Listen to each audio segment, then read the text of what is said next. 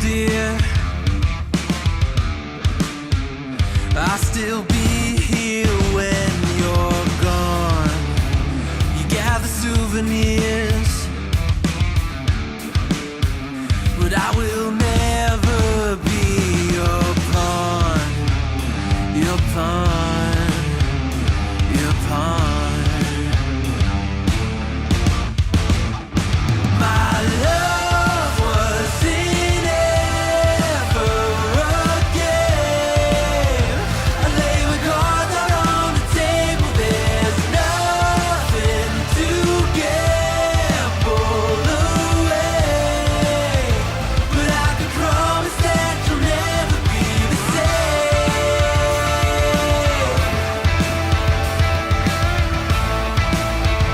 But I can promise that you'll never be the same.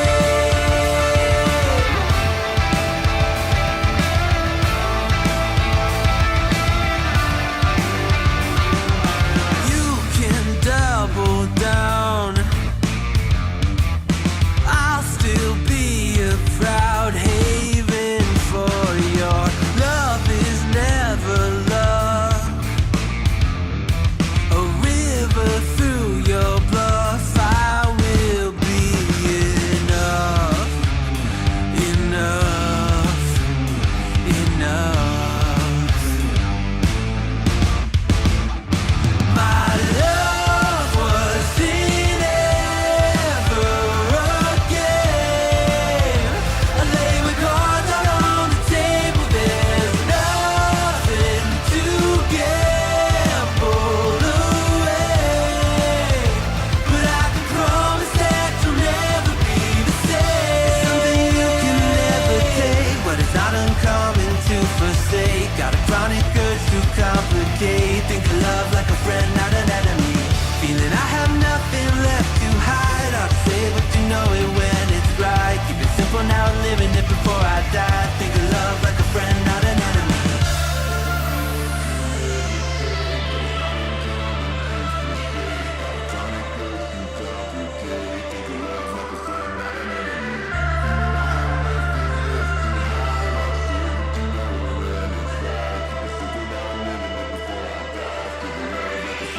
My love wasn't ever a game.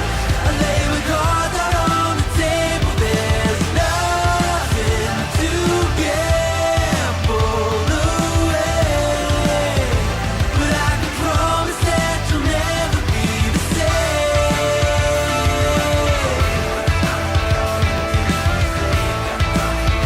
But I can promise that you'll never be the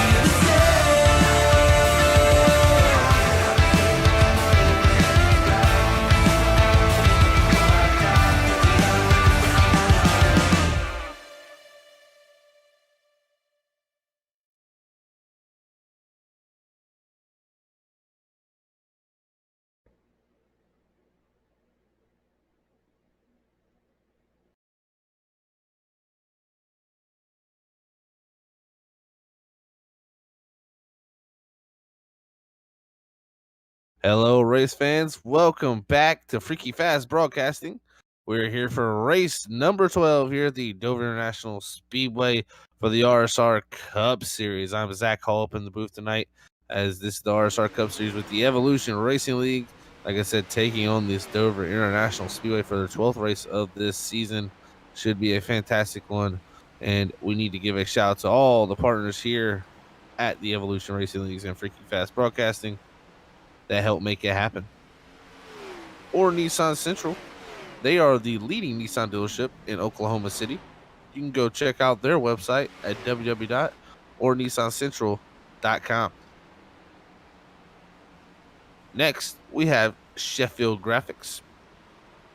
They are the leading designer in sim racing paint schemes and liveries. It was founded by a Navy veteran, and a portion of every paint goes to the Military Foundation Folds of Honor. It's a great nonprofit organization who gives sponsorship to the families of fallen soldiers and disabled veterans. Make sure to check them out on Facebook under Sheffield Graphics and tell them Freaky Fast sent you.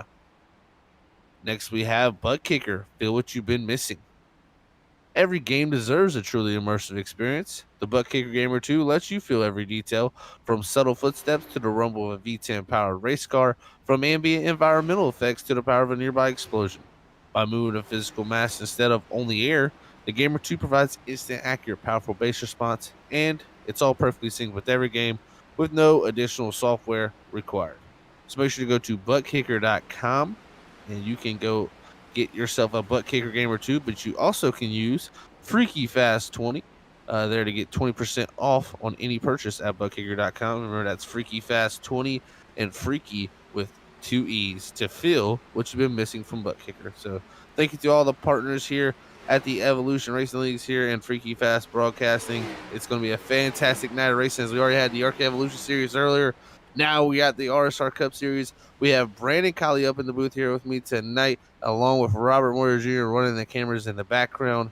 Man, I tell you what, Brandon, race number 12 here. Dover, what a great track to put on a show. And we had a fantastic playoff race here last season. Now we head back here this season in 2021. What do you think we're going to see? Well, I think first you're going to see the guys that were able to run up front at Dover for the playoffs last season going to find their way to the front here. Got to get a good qualifying position, but as we saw in the ARCA race, you can start in the back and make your way forward, but you got to be careful, especially with a field this size tonight. 33 cars to take track here at Dover. You're going to have to be on your toes, because something happens in front of you, not a lot of options to avoid it, and you could very well end up with a 20-car junkyard on one of these straightaways here. Also going to have to mind the tires. These cars get pretty snap loose as the run goes on here. Only got 4 sets in the pits, and if you leave one in the pits by the end of this race, you've done something wrong. You need to be using every single one of them. Yeah, tires are going to be, I think, the big topic for tonight with 175 laps, 4 sets of tires. That's making it hard on these drivers, especially with 52% of fuel. That's going to be the big key there, I think, Brandon. And we'll have to see how these guys play strategy, especially as a stage is at lap 45 and 90. It's going to be fantastic. We've seen just I really think coming into this race, Brandon, like we've seen so many interesting races through these first 11 races. So race 12 tonight, I wouldn't expect anything different. We've seen a lot of times, I feel like, here in the R-Star Cup Series where the car that dominates doesn't end up winning the race. I think we've seen that really for the past 6 or 7 weeks, it feels like almost. I wouldn't expect that to change here, Zach, especially, you catch the lap traffic pretty quickly here, and we've seen it in the past that lap traffic will wreak havoc with the leaders and cause problems.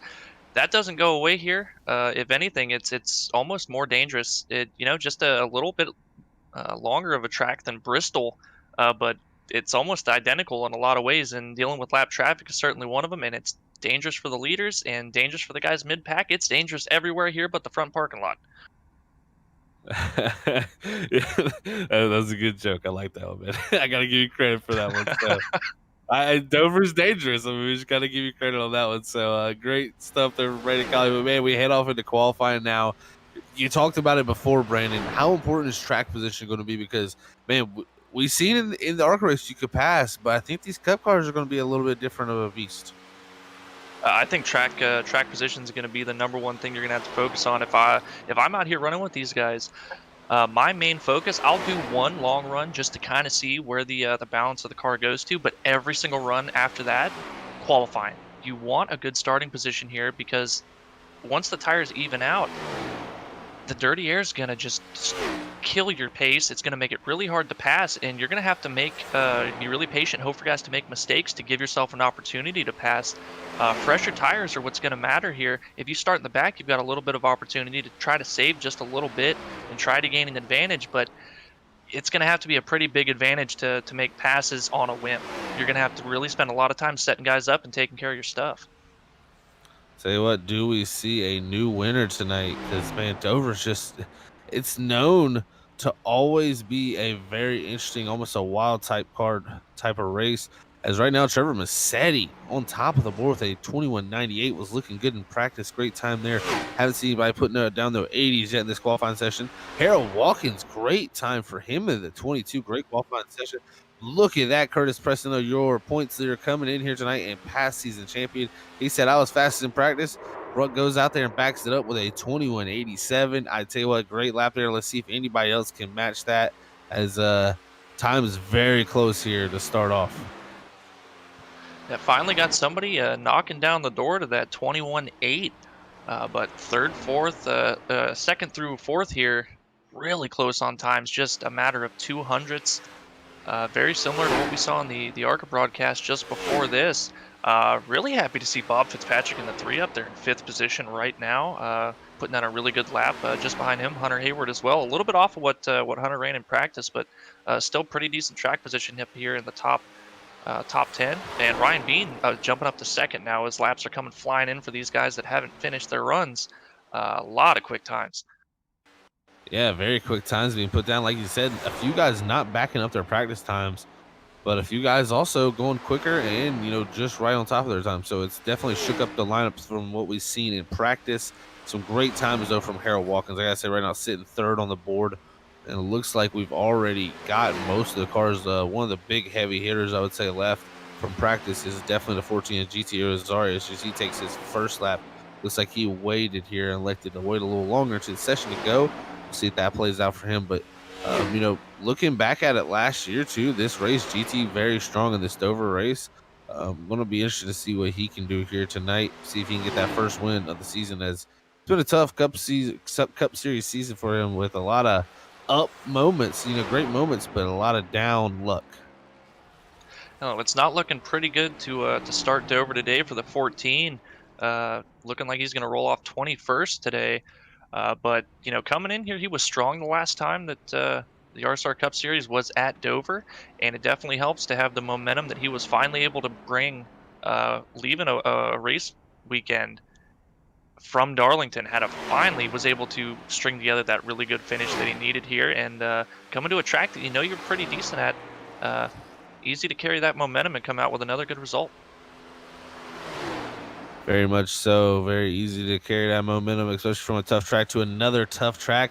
But it looks like with about a minute left to go, the only driver out there yet to put a time down,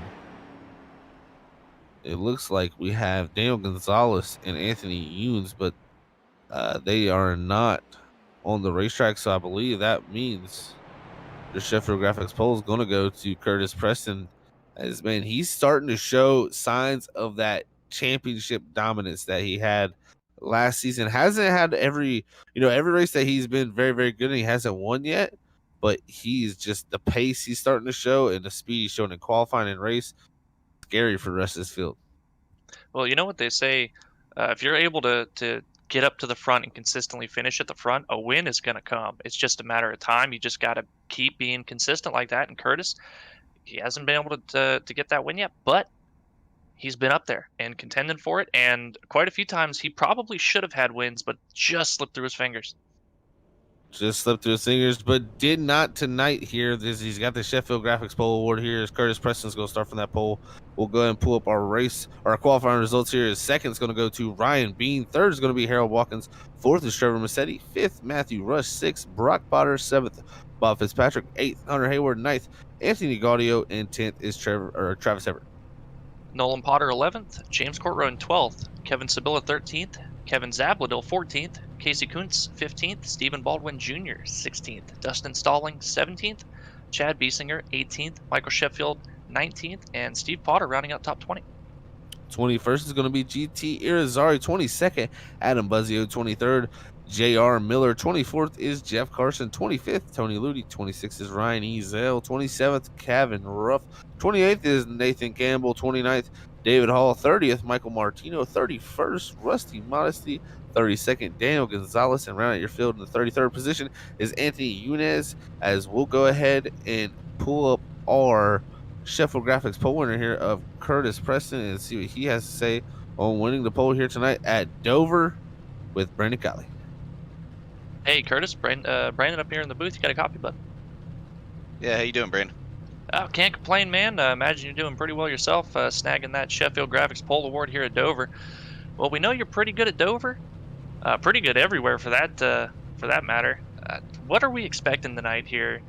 Tires going to be at a premium as always, but, how do you think the strategy is going to play out with the reduced fuel load?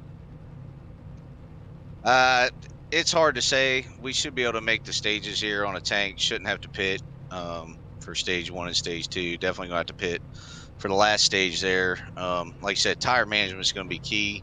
And it's a 175 lap race. That's 350 opportunities for Miles to get you out of the corner.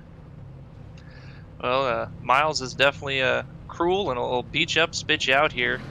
And man, I am excited to see what you guys can do. Hopefully, you can finally break into that winner's circle here and got yourself in a really good position with this pole start here today. So keeping an eye on it, man. Wish you the best of luck. Hopefully, we'll talk to you through these stages and possibly for the big one there at the end of the race.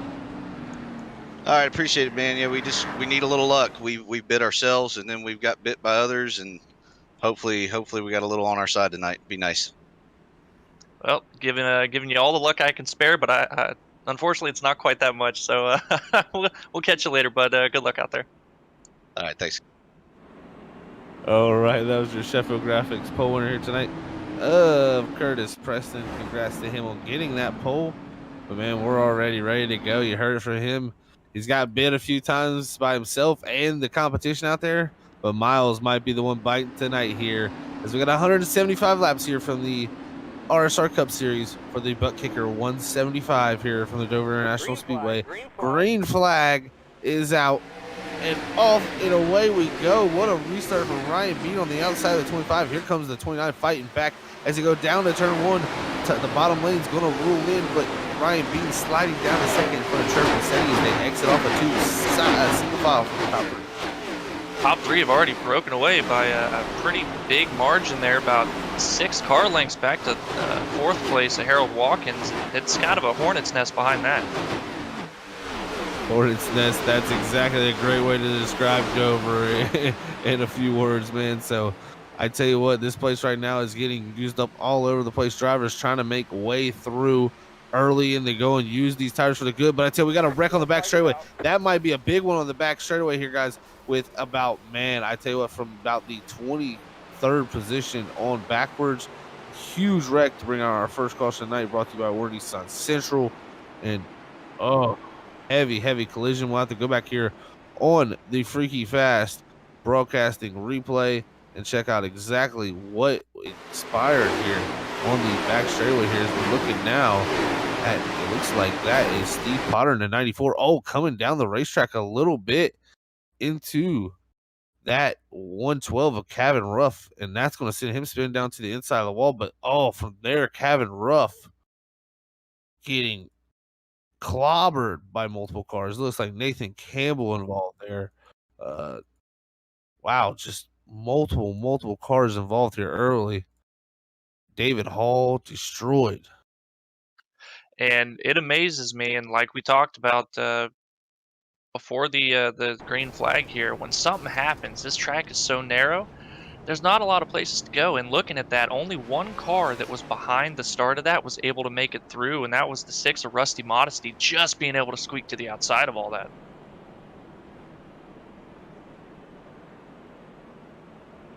I mean, you alluded to it in the pre-race, Brandon.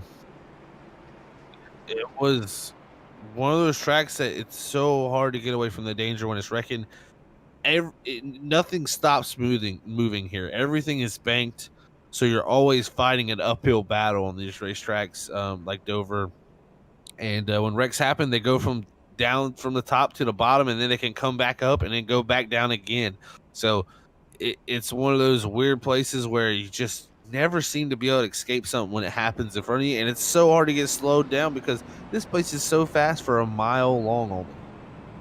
Yeah, and I like to think of these straightaways here with the walls so close to the racing surface. There's not really much of an apron on the straightaways here. These walls are like pinball bumpers.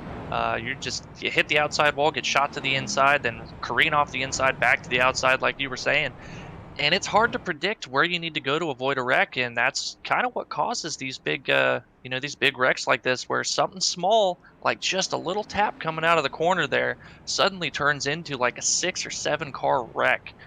And lucky for Rusty Modesty, he was able to kind of close his eyes and just Jesus take the wheel and able to make it through that thing. But not so lucky for a lot of other guys, and we're going to see that again before the end of this race. I promise you that. Oh, I would not doubt that at all. We'll see some type of wreck that just guys cannot escape. I mean, there'll be nowhere to go. It'll just be, well, this lane has closed, my friend, and you're just gonna have to hope that nobody runs in the back of you and you can get this thing slowed up. And when you start stopping on the racetrack, that's when things start happening bad, usually. So, man, early caution here.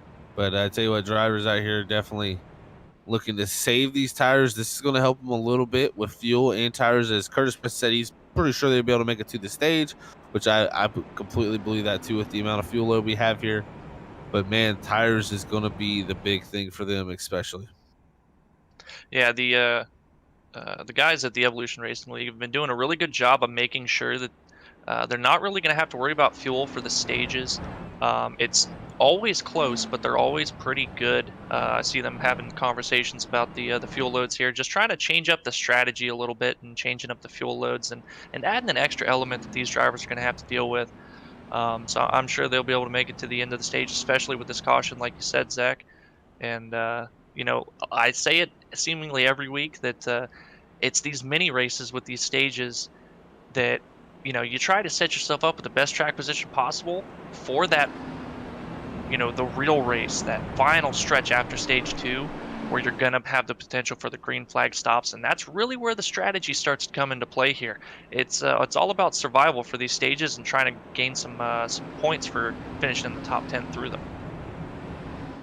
Stages are very critical. We see it play out in the playoffs there.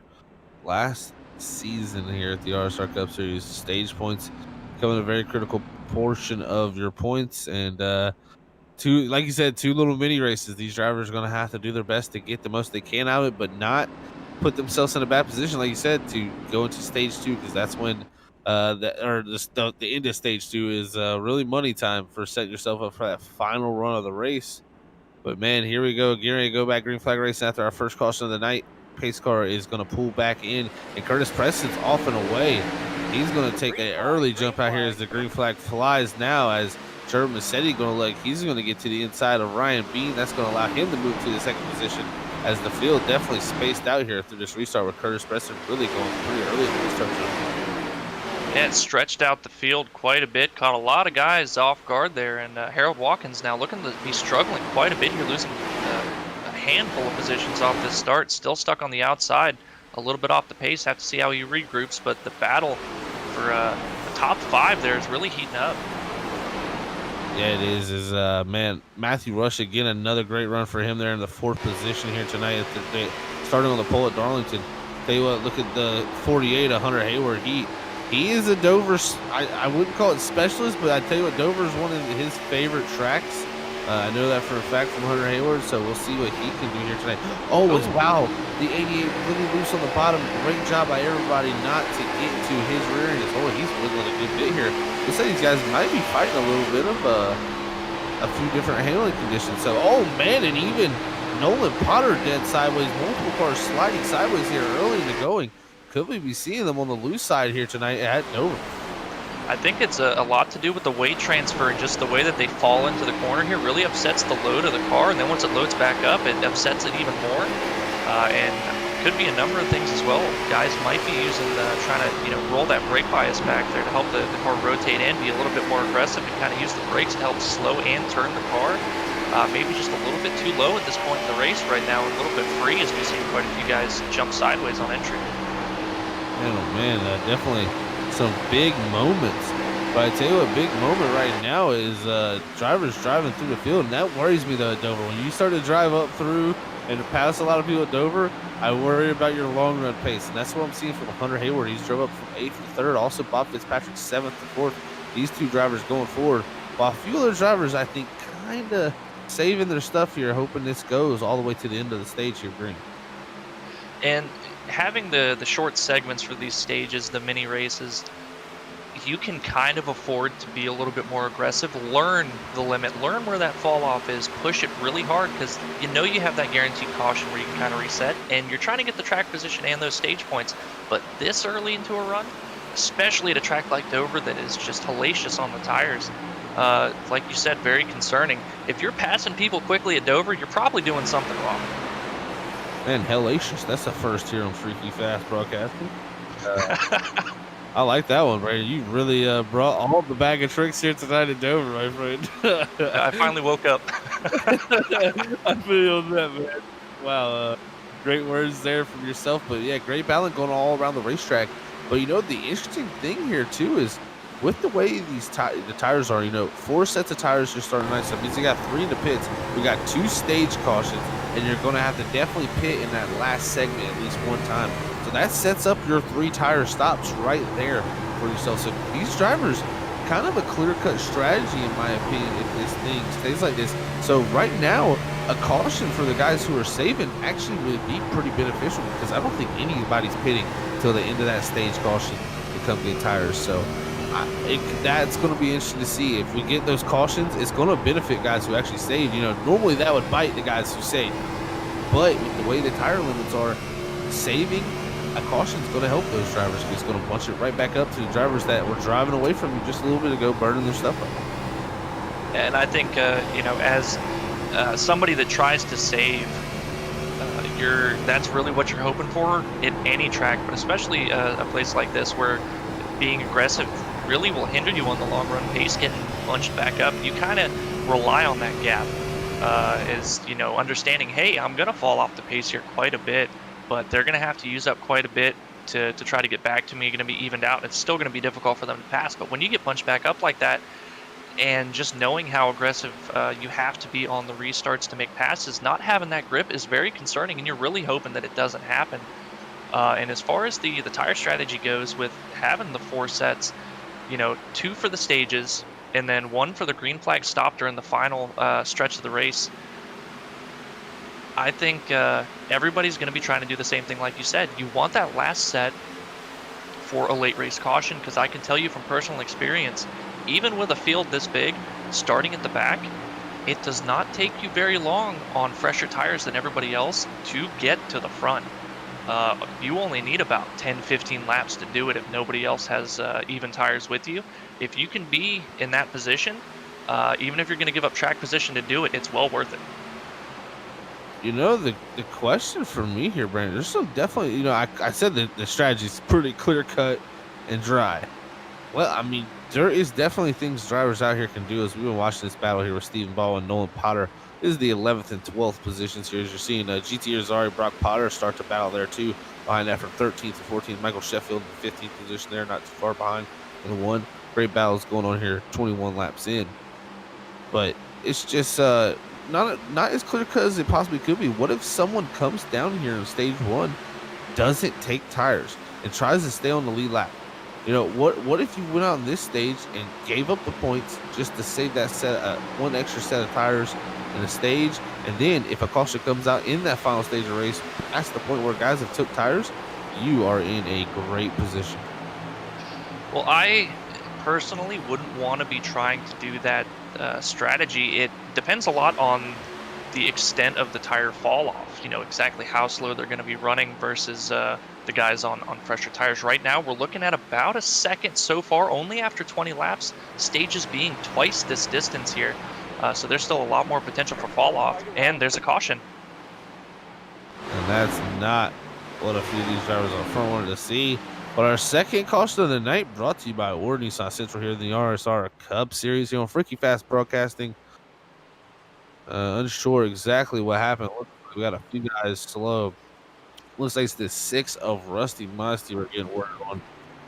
And we will have our Freaky Fast replay up here in just a few moments. And here it comes live to you. And now, see exactly what happened here on lap 22 of this race. Oh, some contact in front of the 6. That was between Anthony Younes and Travis Everett. Oh, wow. Everett involved. His hard collision for him. Heavy damage. Looks like it was 84 Daniel Gonzalez also there. So multiple cars involved in this. Rusty Mossy taking a heavy lick. Wow, second caution, or yeah, that caution right there is just really hard hits for multiple drivers, and don't want to have damage on your splitter here at Dover. You want downforce, or you're going to be burning those front tires off. Absolutely, and a track that already chews up the front tires. Not having that downforce with the splitter, just letting the air get underneath the nose of the car, gonna make it that much tighter and that much harder to keep speed in the car, as well as the aerodynamic speed that you're going to be losing just because of all the little wrinkles and bends. It makes for a very long race at an already challenging racetrack. Under our second caution of this evening here in stage number 1. At the moment, Curtis Preston still hanging on. And I tell you what, Curtis Preston was starting to stretch it out for the lead. So he was looking very good. And even looking back at last season, Ryan Bean was a top 3 car here last season at the Dover International Speedway. So he's showing some pace again as he just looked better and better each and every week. And last week getting his first win at a non-restricted plate track, that was a good thing for him. I'm honestly impressed that he's gotten so many wins at restrictor plate tracks. They're easy to race, but they're really hard to win just because of how easy they are to race. It's easy for everybody. So, man, if I could go out and know for sure, hey, I've got this super speedway pretty much locked down. That's a pretty good feeling. And normally it's harder to win those than the mile and a half. So great job to bring home, especially to track like Darlington, and keep that thing clearing. Running really good in second place right now, but also let's see, where is Dustin Stallings? Not doing too well. He finished really well at Darlington in the top 3, but 16th currently, and GT up to 12th in 9 positions in that 14. So he's slowly making his way through the field here, trying to challenge for the lead. But teammate Curtis Preston, like you said, was slowly pulling out that gap. Now with this reset of the caution, we're going to see exactly how much he may have burned his stuff up. Yeah, this is going to definitely make it interesting for the drivers who definitely went out there and pushed. The guys who saved right now, they could be looking to get some positions here quickly, as we'll have to see here before they get ready to re-rack them. But Kevin Zabladil, Brian, I'm sorry about that, Brandon. Kevin Zabladil running here in the 8th position, Brandon. He's, ran in the ARCA race, looks really good. It's cool to see that transition over here to him for tonight in the Cup Series. Needing a good run, definitely in that 17, and having the start of a good one here in stage 1. Yeah, himself and directly ahead of him, Anthony Gaudio, that ended up winning that race just a little while ago. Both having pretty good runs so far up in the top 10, and that little bit of extra practice, like you talked about, helps a ton. The cars handle a little bit different, but it gives you just that extra bit of track time and kind of gives you a hint of what you need to adjust on. Yeah, not only that, thing gives you a little bit of confidence. Whenever you run good at a racetrack, I think always having a good mindset and having just having that thought that I'm gonna do good tonight. I did good earlier. I think that always helps for certain drivers, and you can see that playing out. And great feeling drive, like you said, though, for Anthony Gaudio after his win up to 7th already from starting 9th. It's looking like maybe someone in the Cup Series might need to be looking at that number 12 here for possible next season. That's the name of the game with the ARCA Feeder Series. Gives guys a lot of opportunities to jump up and fill in and kind of show off their skills.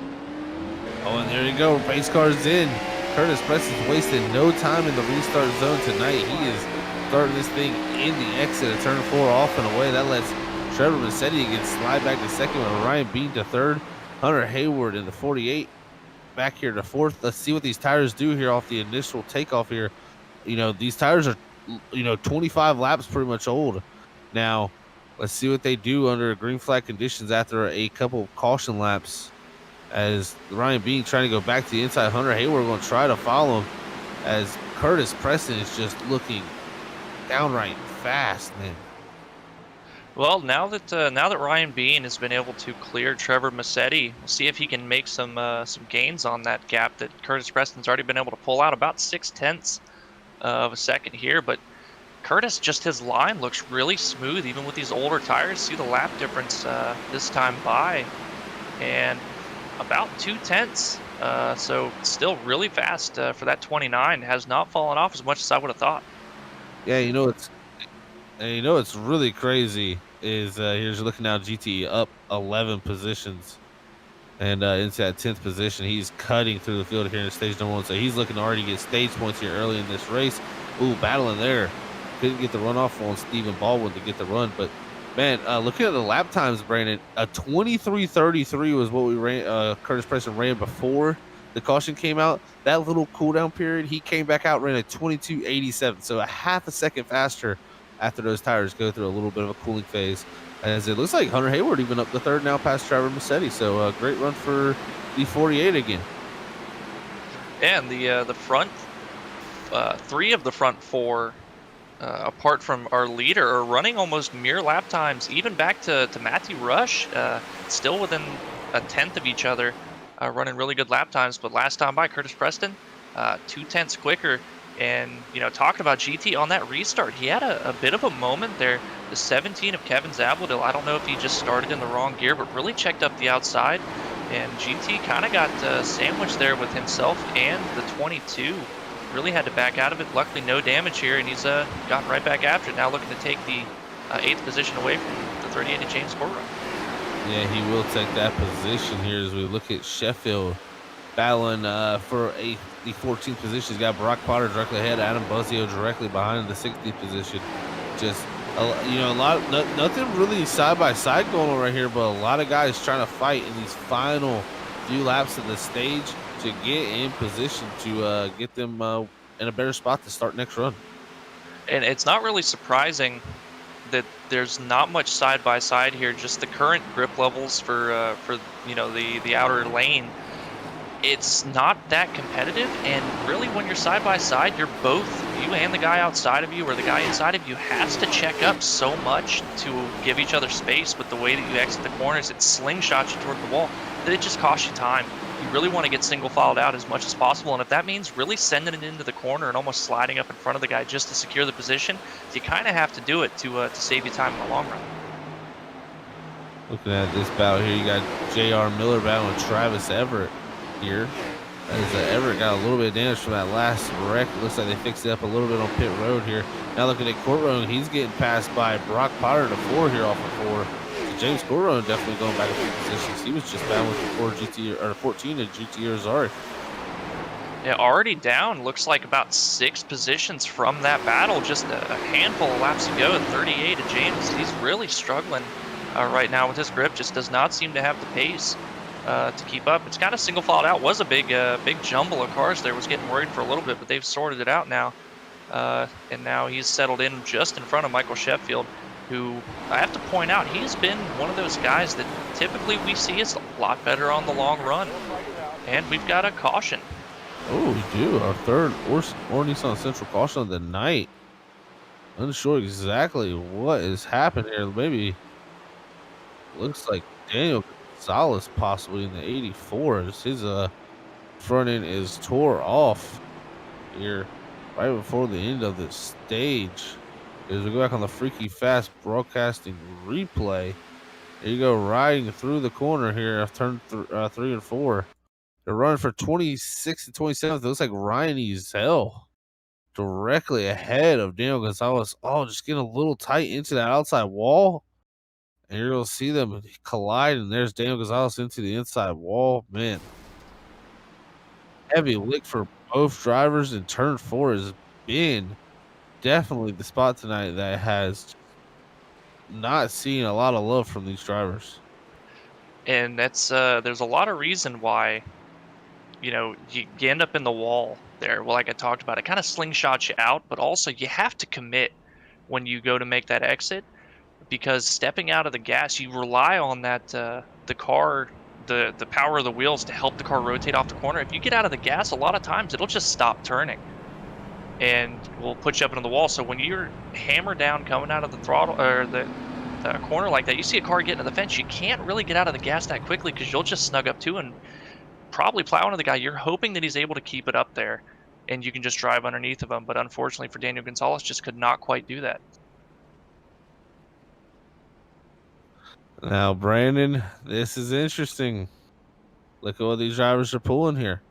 We're seeing something similar we've seen at Darlington, where guys pitted on that caution right before the stage ending. And now they've got some tires, and guess what? Now they're going to stay out at this stage. They're going to jump all these other drivers. This man, I'm interested to see how that really plays out now with Curtis Preston here now leading. He's I mean, he's definitely got to start behind a few cars now, I believe, but man, I don't know if the tire difference is going to be worth it. I don't know, Brandon. This is definitely one of those split decision calls for me. If I'm in the back, you talked about the strategy being pretty cut and dry. This was one of the things that I was considering as to an alternate strategy. It just happened to work out that they got the caution this close to the end of the stage that they would be able to come in and kind of, for all intents and purposes, undercut and get that track position. If I'm any of these guys that have come into pit now, I am not trying to burn up anything. I'm going to be going as slow as possible, just quick enough not to get lapped. And get the fresh, essentially have fresh tires, just like you're pitting with the leaders, but get the track position hopping in front of them, make them work for it to get back around you. Don't make it easy, but burning up your stuff on what could be only a 3-lap run here. I think you got, yeah, I think you're exactly right. Like, just don't go a lap down and don't get in a wreck. Two big things, I think, for those guys who just pitted. Now, my question is, do we see somebody that hasn't pitted yet not take tires and just hit pit road for fuel next time? That's the question we have to ask ourselves. Can they stay on the lead lap? If they get a few cautions, they should be able to stay on the lead lap. If it goes green for the whole entire stage, oof, that's definitely pushing it in my opinion. So, man, I'm interested to see how this is all going to shake out strategy-wise. I said it was cut and dry earlier, but man, I did not hit the nail on the head there, Brandon. Cautions kind of throw a wrench in strategies for sure. You think, okay, well, this is how the race is going to go. These are, when everybody's going to come in. But just weird cautions at weird times open up options for you, and you just got to decide if you're wanting to take those options. Sometimes it works out, sometimes it doesn't, and it's you don't know until you know, and by then it's way too late. So Robert and his nuts.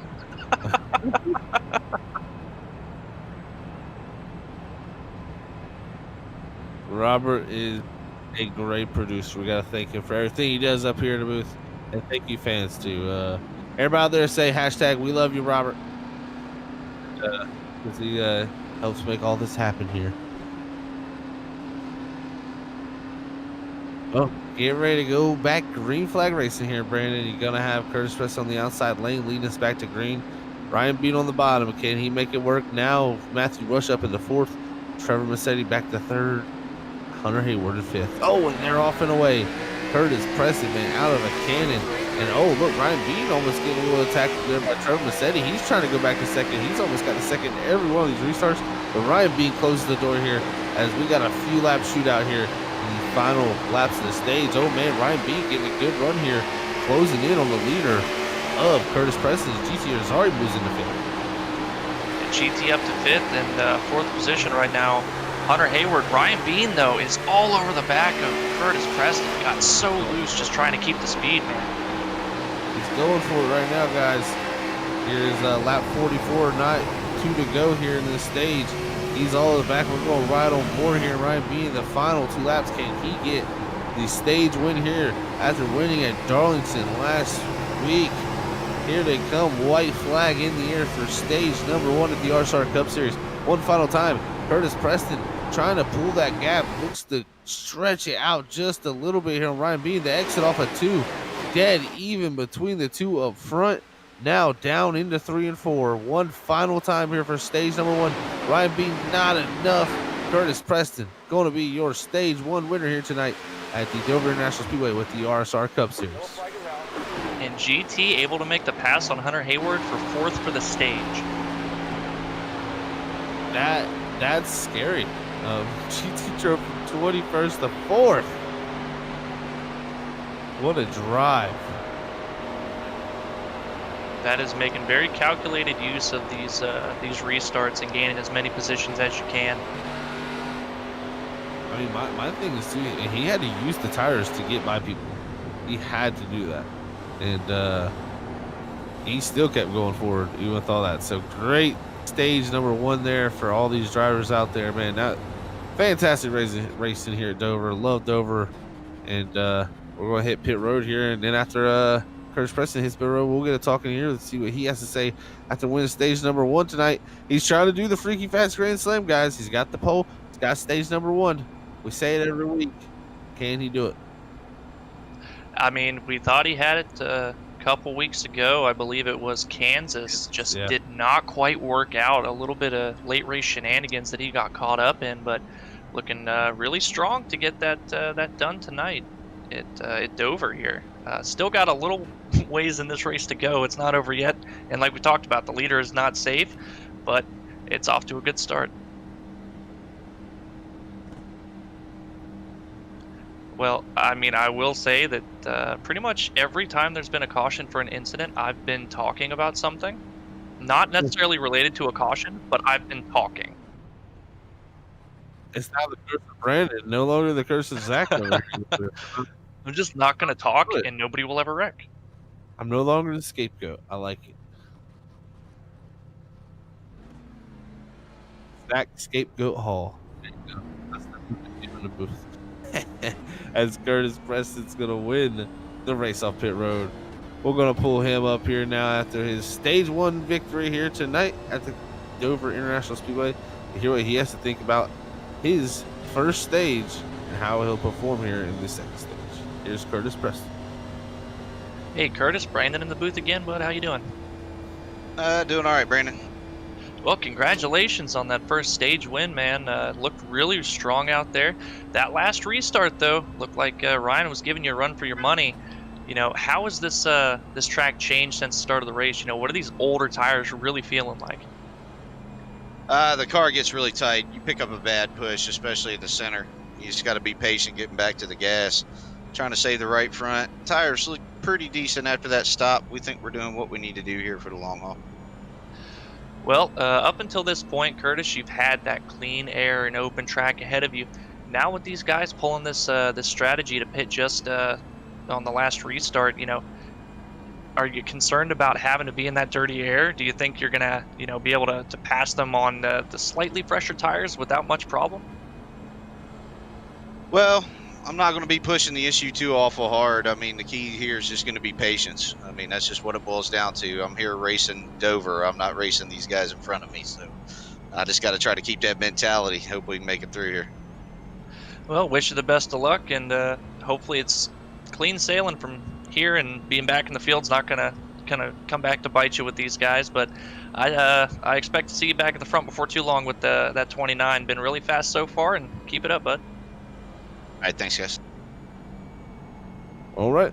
That was your stage 1 winner here tonight of Curtis Preston. Now going to be restarting in the 7th position. Not terrible, but like you said, not going to be pushing the issue too much. I think that's a smart move from him.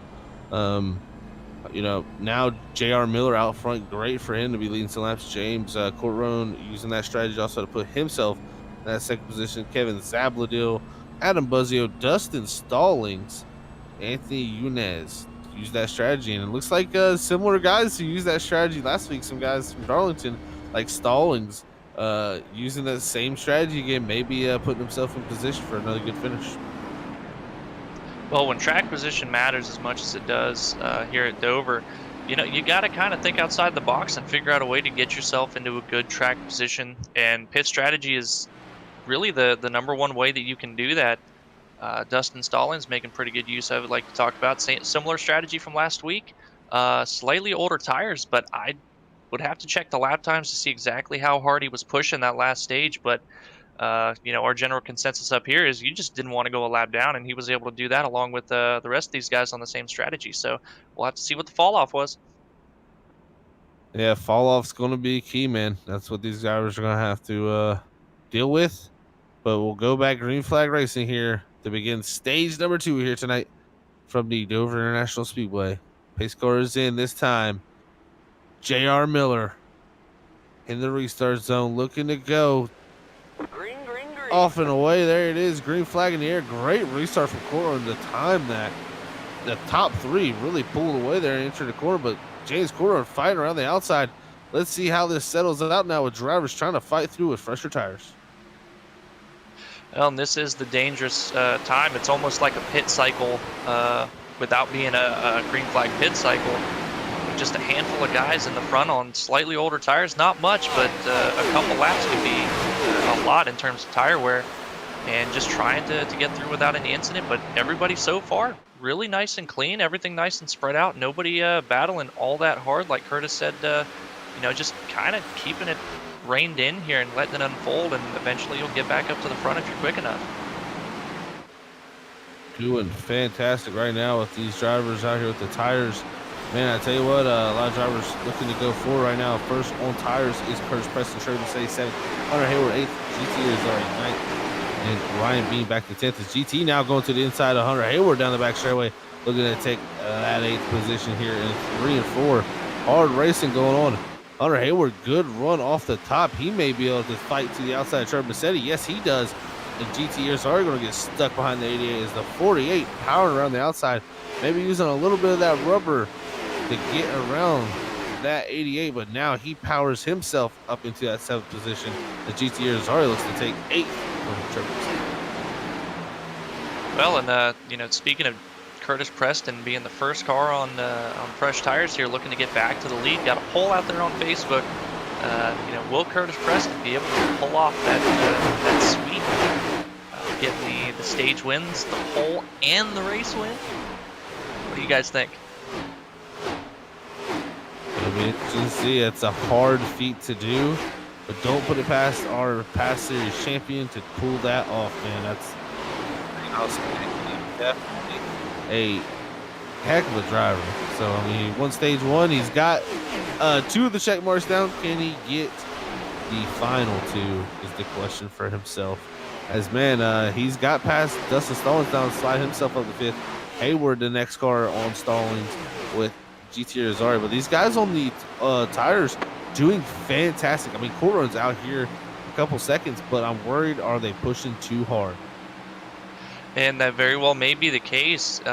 You're kind of almost forced to underdrive a lot of the time, especially in traffic, just because of the push you get from the dirty air.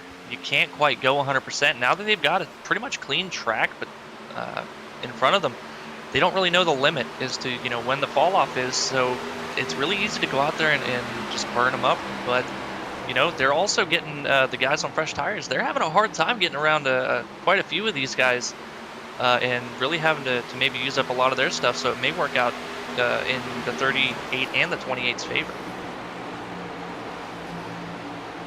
Yeah, they are having a tough time right now. Hayward trying to get around Stallings, who's the first one that Preston got around, but it looks like Hayward and Irizarry getting stuck here behind the 93 is Curtis Preston really being smart, though. I'm watching him. He's closing the gap on people, then really backing the corner up when he does, and really trying to make sure. What? He slides up off the bottom there. But Stallings gets to his inside. I don't know if he had some type of issue there. He just slid up off the bottom all of a sudden. Oh, he's going backwards, guys. I think he's just kind of figured out, hey, these guys have a little bit more tire than I expected. He's saving right now. Interesting call from the champion from last season to decide to give up this track position here, as he is now sliding backwards into the clutch here of this field and looking to slide all the way back possibly to the 10th position, almost possibly the 11th if Anthony can get by.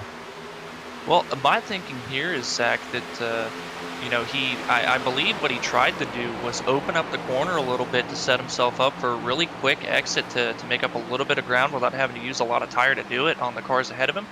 Wasn't expecting Stallings to make the push that he did to get underneath of him. And when you're on the outside, there's no point trying to fight because you're going to lose those positions. Don't use up the tires. Just go ahead, roll out of it, let these guys pass you, and try to find a spot to slot in. And that's exactly what he did. I tell you what, man, shout out to James Corcoran out front in the 38.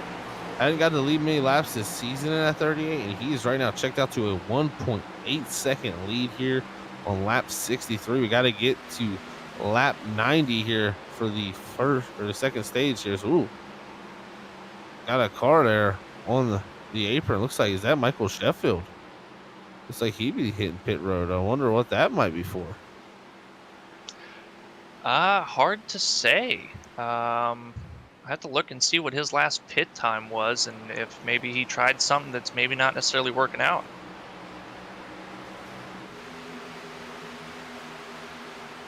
As he hits his box this time.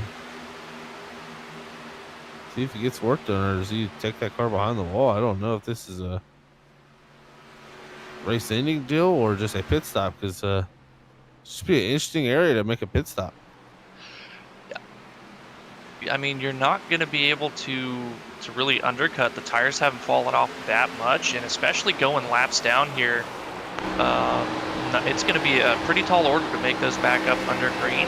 So trying to do some type, yeah. Oh, Robert in the background saw exactly what I did. 17 to the 20, oh, the 28. Oh man, what wow. a save! It was like the 14 to 40, and the 14 got into the back. It was the GT got in the back of I don't know exactly. Was that the 28 there? Yeah, of J.R. Miller there. Oh wow, so that definitely. Ooh, that was a stack up and a half, guys. That could have been bad for a few of these guys. And somehow Curtis Preston able to get through that without any damage. GT, a little bit of damage there. Not going to be the greatest, but could have been a whole lot worse. Dustin Stallings taking over the second position after his good run at Darlington over the last weekend. He's matching lap times with the race leader, James Cordero, now at a 3-second lead. Looking very strong for that number 38. Well, and he's matching lap times for all intents and purposes with Dustin Stallings. Stallings just a little bit quicker. We'll have to see exactly how hard, he's running quicker. But that tends to mean that you're using a little bit more tire. To close in a 3-second gap, you're going to use up quite a bit. Who are we riding on board with there? Yellow flag is out. Oh, man. Looks like the 12 Anthony Audio. We need to have a caution here. Oh, no. Multiple drivers. As we'll try to find our Freaky Fast replay. Unsure exactly what went down here to bring out our Orange South Central caution tonight. Oh, check up. Matthew Rush ran into the back of is the check of Anthony Younes, Casey Kuntz. Looks like Harold Watkins. Multiple drivers. Looks like the 11 kept it going. I tell you guys, the cruel thing about all that was that the guys that actually wrecked weren't actually involved in this wreck.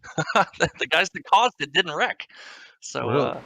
yeah, it started with the 12 and the 25. Looked like Anthony Gaudio just got up into the wall a little bit. It kind of bounced him off into Ryan Bean, and they went sliding sideways down there on the entry to 3. Both got it collected. And then in the checkup, Harold Watkins ran into the back of Matthew Rush, and then it's just calamity behind him.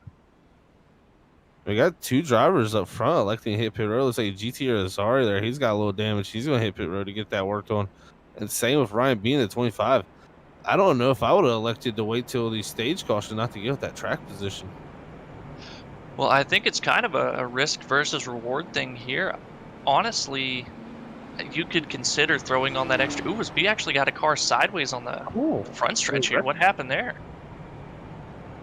Looks like the 18 of Stephen Baldwin. Let's see what exactly happened here. Looks like some checkup here on the front stretch. Oh, Stephen Baldwin just. Not sure if he put it in reverse. I think that might have been the car going into reverse there.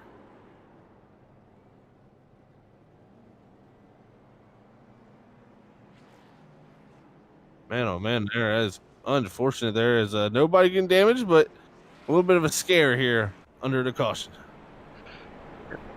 Looks maybe like he just kind of downshifted, trying to get back up to speed there, because I saw the RPMs drop and then suddenly shoot back up. So that's odd. But like you said, luckily nobody got any damage from that. It's just a little bit of egg on the face for the 18, just hoping nobody saw that. But sorry, Steven, we did. Unfortunately, we caught it. But I tell you what, great chats out there too. You got Tim Courtrowan out there. He's saying that the cars in dirty air wear the tires too fast, and the clean air is like qualifying times. And I completely agree with that. You know, that's what James is using out here to really his advantage is that clean air, and man, it makes the car feel 10 times better. And like you said, it has less tire wear. So that's two big pluses for you. And James Courtrowan and Dustin Stallings using the advantage of staying out there. Same with Kevin Zablodo. All three of those cars stayed out still in the top 5 after, running a good portion of the stage already. Well, unfortunately, though, it kind of, well, it didn't kind of, it did just completely take away the gap that James had built up here with seeing that Stallings was a little bit quicker. Gonna have to be paying attention now to see exactly what Stallings can do with that 38 if he can get by the lead here. But we know Hunter Hayward starting in that inside lane on the second row there. He's going to be aggressive here, trying to keep Justin Stallings pinned to the outside and then try to get to the lead himself. Yeah, right now Hayward is sitting in a good position to possibly win this stage. The first car on the freshest tires, sitting in a very good spot. Stallings, like you said, a little bit faster than Courtrowan there at the end of the last run. Could have Courtrowan been saving a little bit as he got out there that far? We don't know. We'll have to see here as we get ready to go back to green flag racing this time by. And man, it's gonna be fun here to see what these guys could do down to lap 90. Remember, that is the end of stage number 2, lap 90. And man, I can't wait to see exactly what happens here. It'll be interesting. And what I was saying when we were right before we noticed the incident on the start finish line with GT pitting, you had the option to change tires there, but with as many cautions as there's been, trying to bank on that, using that set for a late race caution is still, I think, the way to go. And I think you'd have to agree because I did not see him put tires on that car. No tires on that car, that's for sure. But now we get ready to go back green flag racing as the pace car is going to pull in this time. James Courtrowan on the gas pedal, off and away. Great restart for him. Also for Hunter Hayward, that puts him up to second. Dustin Stallings trying to fight off Trevor Massetti here as we're on lap 75. What does Hayward have on the new tires? Look at him rocketing through turn 1 and 2. He's going to have a big run coming down the back straightaway. Courtrowan looking to block it. Hayward not going to be able to get there as Courtrowan blocked that whole thing. He's going to miss the corner though. There comes the 48 of Hunter Hayward to the bottom, side by side off of turn 4. What can Courtrowan do here down in the 1 and 2? The new tires are going to be a little too much in that clean air as the 48 of Hunter Hayward takes this lead with Dustin Stallings down in second position. Ooh, and 38 really having to check up off the corner to not knock the wall down. That's kind of the risk you take. Oh, a big wreck here. Oh, man. Huge wreck here, ladies and gentlemen, for this Or Nissan Central caution. It looks like that was between the 12. Oh yeah, it looks like Anthony Gaudio bouncing off the wall possibly. So, man, bringing out a pretty big wreck here into, it looks like into the 54 of Anthony Yoon. So Anthony into Anthony. That was the exact same situation as the last wreck. Anthony hitting the wall in the exact same spot, and it just catapulting him toward the inside there with a car on his inside. Unfortunately, the 54 and the 12 not quite as lucky as the 12 and the 25 last time, as this collected a lot of cars. Looks like Ryan Beam, Michael Sheffield, Stephen Baldwin. Man, multiple cars. Well, looks like the 14 of GT Arizari, Rusty Modesty might have made it through. Brock Potter, 11 of Matthew Rush. Some guys making it through, but big calamity here on the Freaky Fast replay, as you've seen there. Not, Anthony Gaudio winning the ARCA race, not the 91 here in the Cup Series here with 2 incidences. And, that was just a slight mistake for him. And, man, that's unfortunate. Well, I tell you, Zach, they heard what I was talking about to the at the start of the broadcast, where nowhere was safe here except for the front parking lot, and they said, you know what, I'm going to prove you wrong, and they brought the parking lot to turn 3. They made a new one down there in turn 3, so that'd be a nice parking spot. If I ever go to Dover, I want to park there. So that'd be right there. You got to walk it. I don't want to know what the valet bill would be for that parking space, Zach. True, true.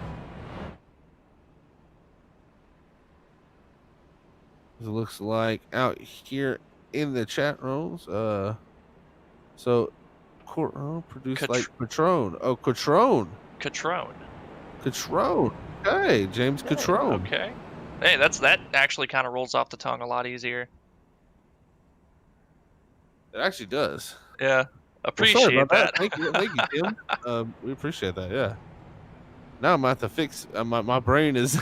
It's gonna take me a few tries to get that exactly out of my brain, but we'll get it there. Thank you, Dad. But man, now back under caution. Hunter Hayward back out front, or first time out front here. Stallings up to second, Massetti third, Preston fourth.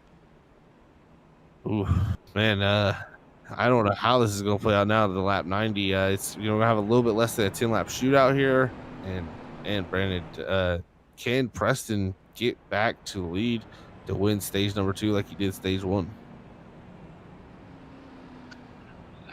Hard to say. I mean, he's been having really bad luck with his position starting. He keeps getting stuck on the outside, especially that last restart where James kind of had him all fooled and was really able to take off, and outside just kind of sleeping a little bit. Unfortunate positioning there. Still rebounded nicely, still only fourth, but still stuck on the outside. And you really want to be on the inside there unless you're able to just time the restart really well and gap the guy to the inside of you.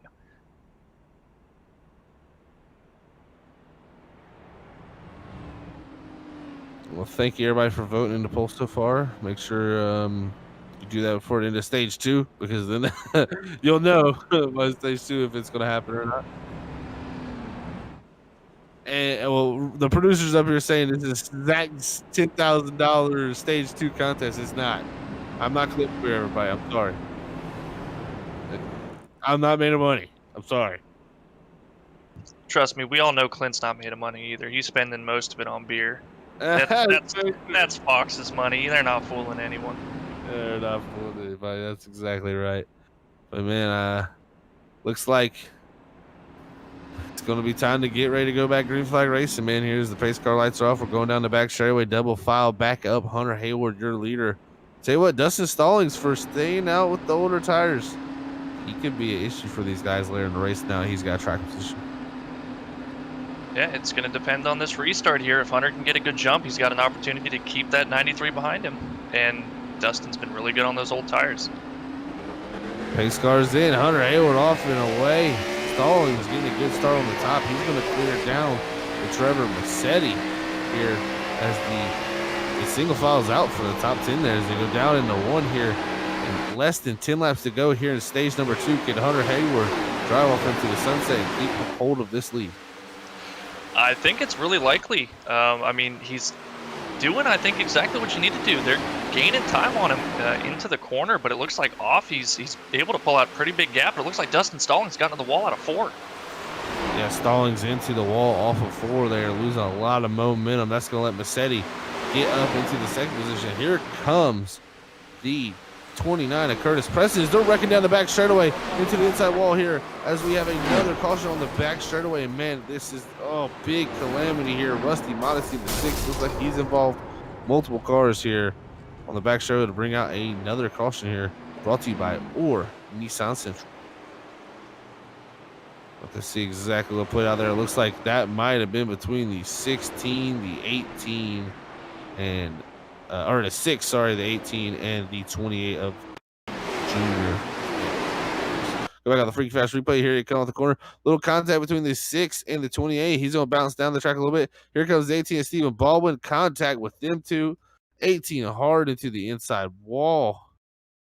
The 6 here going to slide to Rusty Modesty. Just a little contact with that inside wall there. Nose damage. And here on the back straightaway, looks like everybody mostly making it through this safely. As what car was that up there? Hitting that outside wall on entry. I believe that was Junior Miller, actually. Yeah, it was.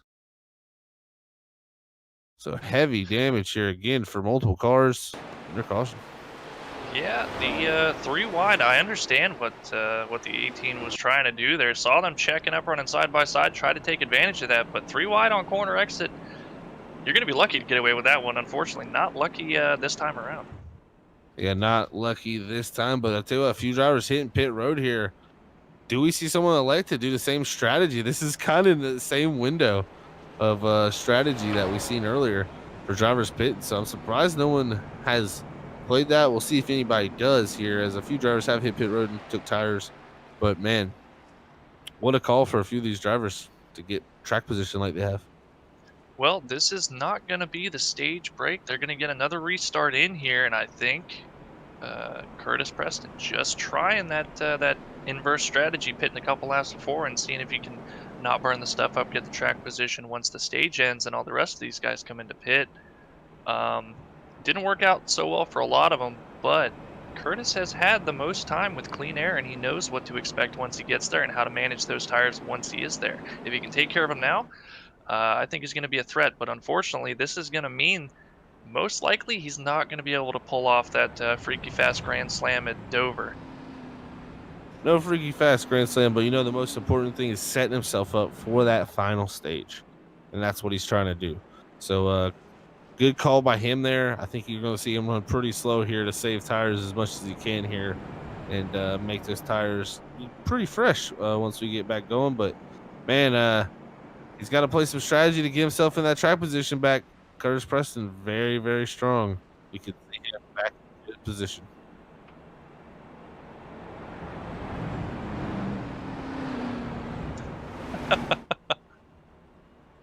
We got our producer saying that we got to pay somebody to do the Grand Slam, so they take the gamble. But if I'm Curtis Preston, I mean, hey, that's a cool title and all, but I'm trying to set myself up for, overall race here. So that don't concern them though. So, but man, I tell you what, I think we possibly could be going back green next time by here. We'll have to see if the lights get off, but this is a few more laps than we had before, though, Brandon.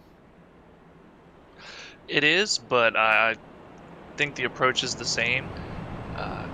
They're going to have to be substantially faster than you in 5 laps to put you a lap down. So you've got quite a lot of leeway to be able to really not push your car. You can almost kind of putt around here and not go a lap down with 5 laps and just take it really easy. And I think, Curtis, we know he's really good at saving his tires, so even if he uses up a little bit, he's going to be able to manage that once he gets back to the lead anyway. So I think if for anybody, this is probably going to work out the best for that 29. Well, there's only one way to find out, and that's to see how it all plays out in due time. And we will see here as these drivers are getting ready to go back green flag racing. And when they cross the start-finish line, we'll have 4 to go in this stage. Hunter Hayward looking to get himself another stage win early in the season, early in his Cup Series career here at the RSR Cup Series, showing lots of signs of life and saying, I am a threat each and every week. That's what he's doing. But also, you got to point out, great run for the 38 of James Catrone. The pace car pulls off. And Hunter Hayward off and away. He kept sleeping there. Great restart for himself. They're actually going to be side by side here. The 38 getting to the inside of that 88. It looks like he'll clear going down to the corner. So Trevor Bassetti holding on to second here. But with 4 to go, Hunter Hayward checking out as the battle ensues with Kevin Zabadil and Travis Everett. Yeah, hats off to Travis Everett being able to rebound after that earlier incident here, up to 4th place for stage 2. GT able to rebound after his damage here, looking to try to salvage the top 5 as they take the 2 laps to go for stage number 2 here. And man, he's fighting really hard to get around the 17. GT fighting as hard as he possibly can here, get as many points as possible, trying to get to that top 5. Kevin Zabadil up the racetrack here as the battle with now James Catrone, as Travis Everett now up to 3rd. Man, what a drive from him. GT up to the top 5. Slop Drop Racing coming alive here in stage number 2. And up here for the lead, Trevor able to hang on pretty well. He is closing in here as they'll take the white flag for stage number 2 here tonight for the RSR Cup Series. Man, oh man, look at this. Here comes the 88. We're right on board with him. He's getting a run. The 48 trying to hold him off. Great run from Hunter Hayward there off of 2. One final time down here in turn 3 and 4. Massetti sells it off in there to the bottom. Can he get to the bumper of the 48? He is there, but just can't move that 48. Here comes Hunter Hayward, your stage 2 winner here tonight at the Dover International Speedway. What a battle. Yeah, if I'm not mistaken, Trevor Massetti's not too far from age of Hunter Hayward, so we got a battle of some young guns out here at Dover. Hey, man, love to see the young guys out here putting on a show like this. Great to see young talent on the simulator like this, man, and can only get better. I look at someone like a young guy like Hunter Hayward at 15, the way he runs already. Like, this kid has potential, man. He could go somewhere one day. So if he can keep it together, you never know. And it's just so cool. He's racing against such good veterans out here. You're learning from these guys like Curtis Preston. Each and every week how to race, and can't say a better place to race here than the RSR Cup Series for a young man like those two out front. So gonna come down to pit road here, and then we'll have a chat here with the 48 of Hunter Hayward. Let's see what his thoughts are on getting that stage win here at the Dover International Speedway. Yeah, these young guns out here whooping up on the boomers, showing them what's what. And but what goes around comes around. These wily veterans out here roughing them up a time or two, saying, hey, I still know what I'm doing, and I still got the speed to contend. Especially Curtis Preston, last series champion. We got GT, the Truck Series champion. So definitely a lot of accomplished drivers out here in this RSR Cup Series field. Star-studded each and every week, packed full of drivers that can go out there and get it done on a weekly basis. What a fantastic season it's been so far through 12 races, but now stage number 2 here in tonight with the 48 of Hunter Hayward getting that victory. So let's go ahead and pull him on down here. If I can find the man himself, Hunter Hayward. There he is. Look at that, just hiding right there. Hunter Hayward, your stage 2 winner here, ladies and gentlemen. Hey Hunter, it's Brandon in the booth. How's it going? It's going good, sir. How about you? Oh, can't complain, man. Congratulations on the stage 2 victory there. Had some pressure from the 88 that last lap, man. It looked like you guys were sitting in a pretty good position the last restart after the stage 1 caution. You're kind of in the same position now, a couple guys ahead of you on slightly older tires, but do you think it's going to be a little bit easier? Did you learn anything from last time that maybe might make it a little bit easier this go around? Yeah, I just think these 2 stages I've really kind of learned with this tire model on this track. They must have changed this track since the last time I've been here, but you got to be much easier on the tires. Yeah, and it's really just a game of consistency. There's not really well, of course, there's the fastest driver, but yeah, it's just really about protecting your stuff, not doing stupid moves, just keeping your car in one piece. And yeah, our PlanBSales.com Chevy right now is doing really good. This is definitely one of my best tracks, so I'm looking forward to this final stage, and hopefully we can get a win out of this thing. Well, Hunter, having actually raced you, being one of the few drivers here that I've actually raced at this particular track, know how good you are here, so good to see you up front. And hopefully we'll still continue to see you up there, maybe even see you for the race win at the end of the day. So gotta wish you the best of luck and let you get back down there and get focused to start this final leg of the race. All right, thank you, sir. All right, that was Hunter Hayward, your stage 2 victor, and what a great interview from him there. He said it's all going to come down to tire wear, and right now he's going to restart in that 5th position, Brandon, with Curtis Preston out front, Casey Kuntz the 2nd, Dustin Stallings 3rd, J.R. Miller in the 4th position. So it looks like the top 4 all electing to do the similar strategy to what we've seen earlier. Now from top 5 on back, all on fresh tires. Let's see how this all plays out. Well, you know what? I'm not concerned that Hunter won that stage. I'm not concerned if he wins the race. I'm not concerned that he's starting in 5th. I'm concerned with the fact that he called me sir. It makes me feel old. I'm gonna have to talk to him after the race. Be like, hey, I'm not that old. Yeah, you can't be doing that. Yeah, trust me, I've had a few times where Hunter calls me sir, and I'm like, Hunter, I'm not that old. I'm like, man, I'm not even 10 years older than you. I mean, I did just tell him today that I was Well, I am. over 10 years older than him, but man. We both are, so it's all good. We're both getting old, brother. So. As the pace car pulls in this hour, producer lies to us as the green flag comes out, and Curtis Preston is off and away. Dustin Stone's great restart from that 3rd position is looks like the 31 case he was trying to hold on, but he's going to stack up that outside. That outside is not going to get going. Here is Hayward already up to 3rd. He's going to be looking to get to the inside Stallings here down the back straightaway, and he will take. A little bit of a touch there. A little contact between him and Stallings, but no contact between anybody else on the racetrack. But there will be a caution, of course. And man, oh man, oh, wow. As I don't believe we might not be able to get that. There is the contact between the 48 of Hunter Hayward and Dustin Stallings there entering 3. And I tell you what, that was definitely, Hunter Hayward definitely, entering right down the bottom, and Stallings not giving much room, and Hayward just sliding up just a little bit into the left, or that left rear of that 93. And I tell you what, everybody did such a good job not to hit him.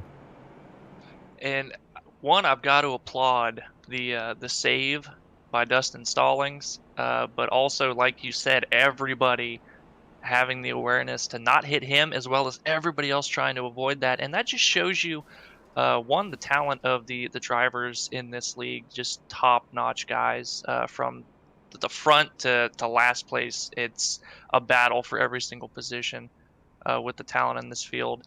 And looking at that contact, Zach, it shows you the amount of speed that they're carrying through the corners, that a tiny tap like that has such a dramatic effect, and that's how much load is on that right rear tire to just send it like that from such light contact. Oh, that happened in a blink of an eye, and man, Stallings there, definitely not what he wants for his tires, as he was sliding through 3 and 4. You see multiple cars here hitting pit road, getting some work done on those race cars. But man, here on lap 98, Curtis Preston holding to lead. Hunter Hayward already jumping up to that 2nd position there, and doesn't look like no damage on that right front, a little bit of contact between him and Stallings there. But man, kind of look like 2 drivers going for a racing really hard here at the beginning of the final stage, and not really surprised by that too much, Brandon. No, that's just the nature of restarting with fresh tires. I mean, if there's a gap, you kind of have to go for it. Making passes when the tires are fresh, when you have the opportunity.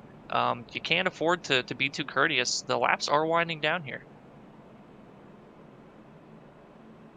Laps wind down very quickly here. I mean, it's a quick lap time, and we'll have to see. In the matter of no time, this race will be in the closing stages. So drivers going to have to decide wisely when to pit, when their strategy plays out. But man, I just love Dover. It's always a track that, like, you get long green flag runs, and then all of a sudden you get some mayhem. And, what's better than some mayhem and some long green flag runs? That's what makes a NASCAR race, in my opinion. And it's Dover's one of those tracks that when you get the long green flag run, when not even the long green flag run, just when you can get everybody spread out and everybody single file, you'll get those long green flag runs. But the cautions, this is the one place where cautions truly do breed cautions. Side by side, having to be aggressive on the restarts, it's just mayhem, and you cannot afford to not be aggressive here.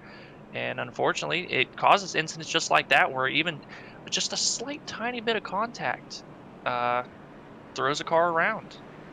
Racing just that close, but it's the nature of it, and it's just a matter of trying to get spread out and let the run play out. But a lot of times it's not quite that easy. You got all people out there saying, "Way to go, Hunter! Nice driving to Hayward." Yes, he did. He did a fantastic job. Also got Cedric Hunter out in chat. He's saying, "How's it going to Freaky Fast Broadcasting? Nice stage win for Hunter." Yes, it's going real good up here in the booth, buddy. Thank you for tuning in, of course. Thank you everybody for tuning in as always. And stay tuned in here. Let's see how this all plays out. This is gonna be a fun ending. Let's see if Hunter Hayward can win stage 2 and the final stage. That's the question that everybody's got to ask. But Curtis Preston, one of the toughest veterans out here. The past series, Cup Series champion. This guy's got everything you want in the bag, and he's going to give every one of these drivers every shot they can here. So let's see how it all plays out. But thank you all for tuning in here as we get them double file back up.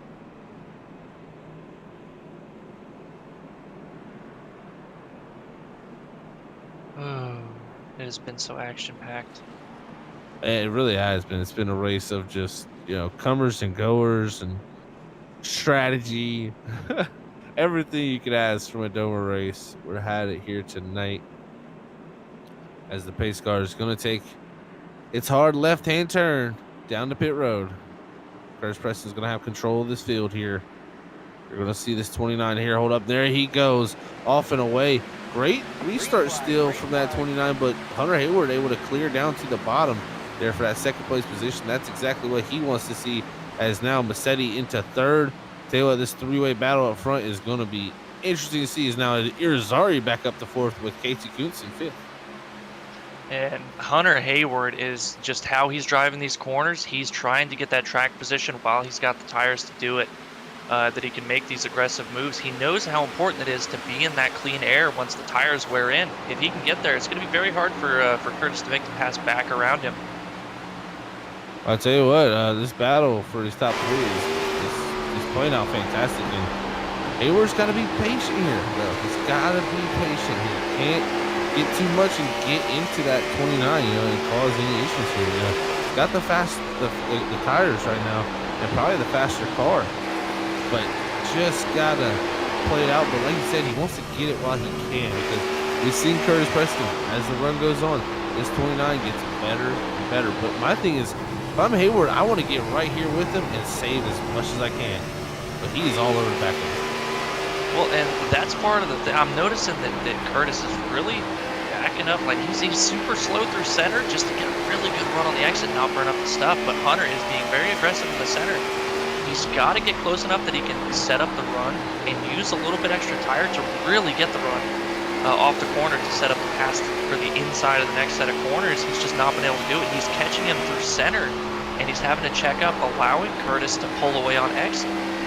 Yeah, you exactly said that completely right, Brandon. The 29 backing the center up, really. He's really trying to save there. Well, you see, he's actually selling it off in the corner harder in Hayward. But like you said, through the centers where the 48 really pushing. And I think that's really going to burn his tires up. But look at GT Irizarry after that contact with the wall. He's now back up to third. That could possibly be a tell sign here for his teammate. He's going to have to watch out for that 14. I know he's got the 48 100 Hayward behind him. But GT coming with the head of steam so far.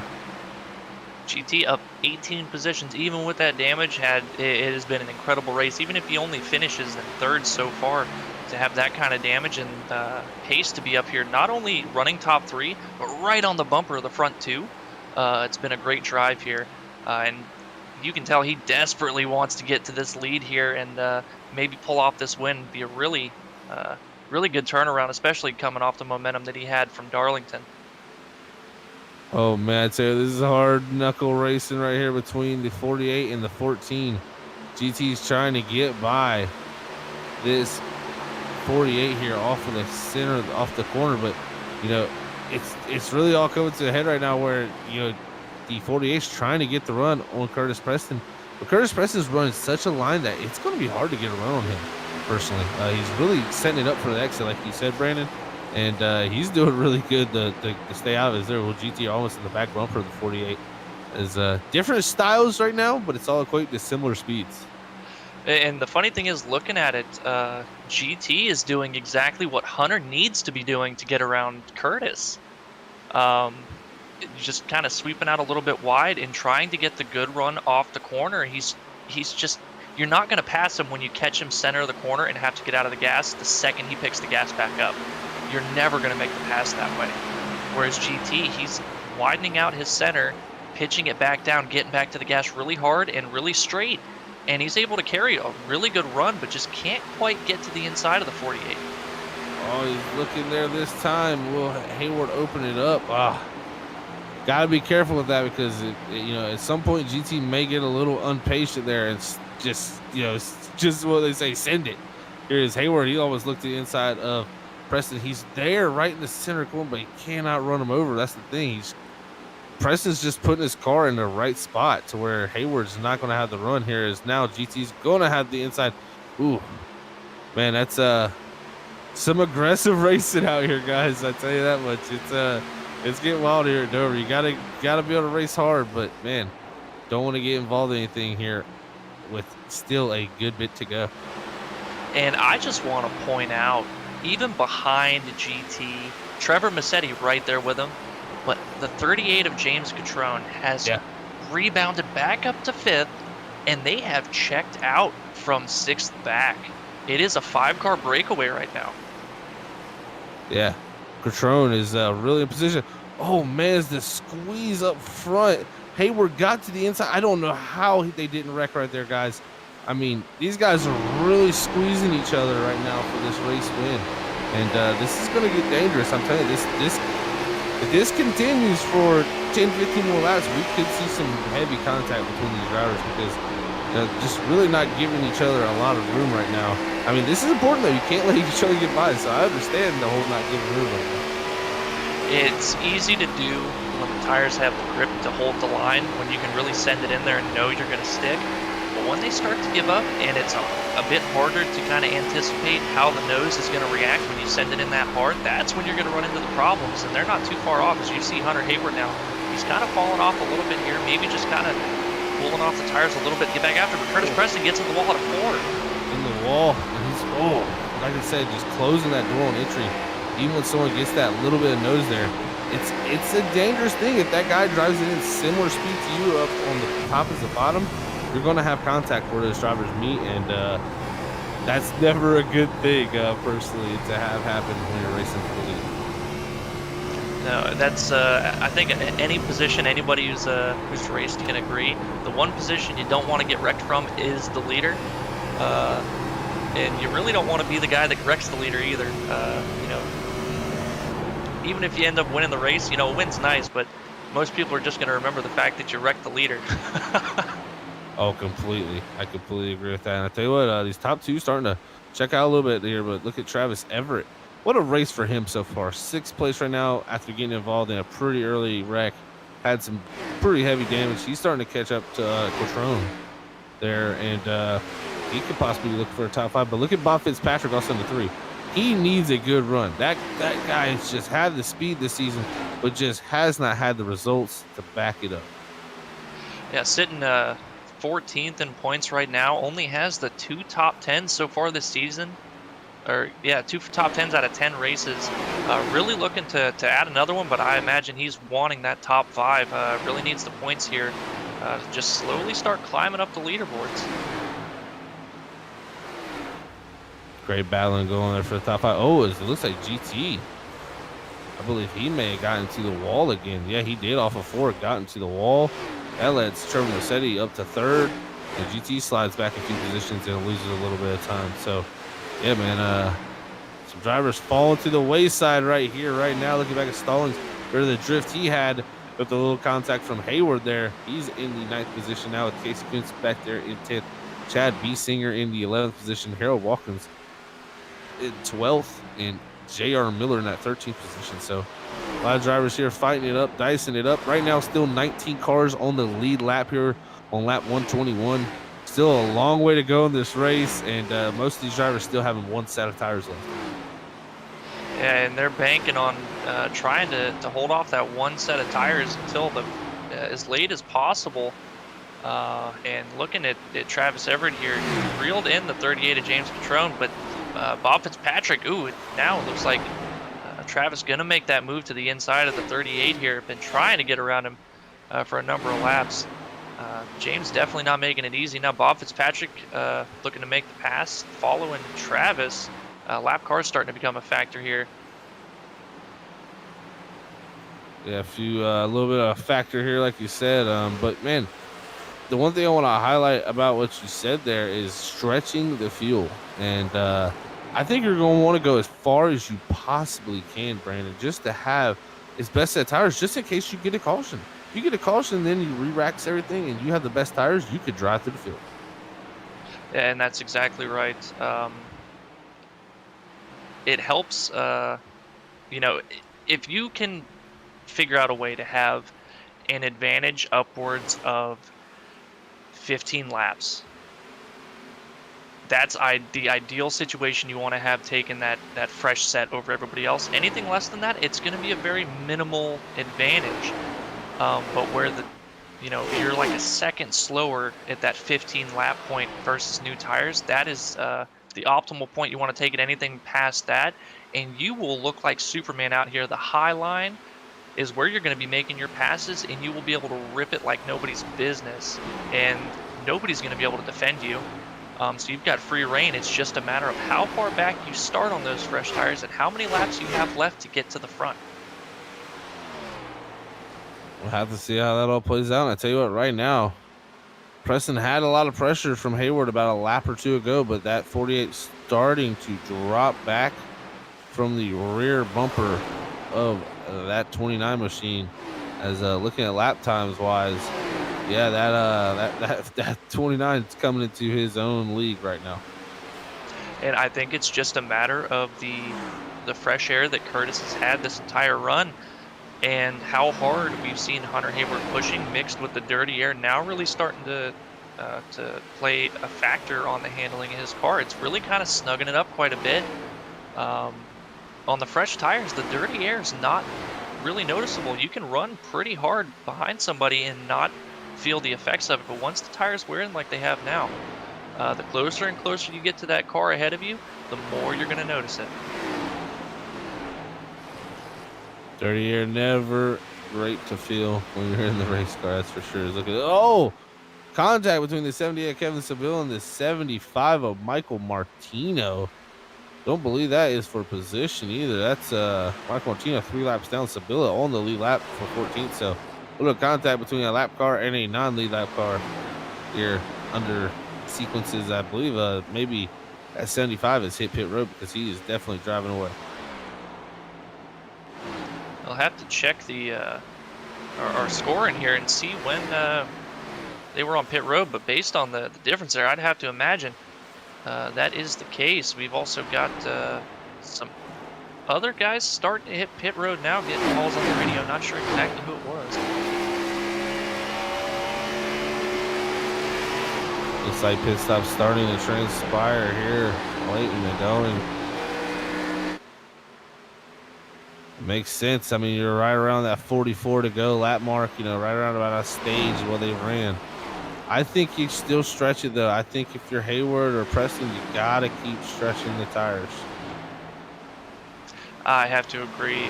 If you can go farther, it's obviously going to benefit you more. But like we saw in the ARCA series, even going 2 laps later, we saw that was a huge gap. Second place was able to pull out by pitting that 2 laps sooner than the leader. If it were not for that caution to kind of bunch things back up, that would have been an excellent move to do. So you have to keep that in mind if you're Hunter Hayward or Curtis Preston, even Trevor Massetti in GT.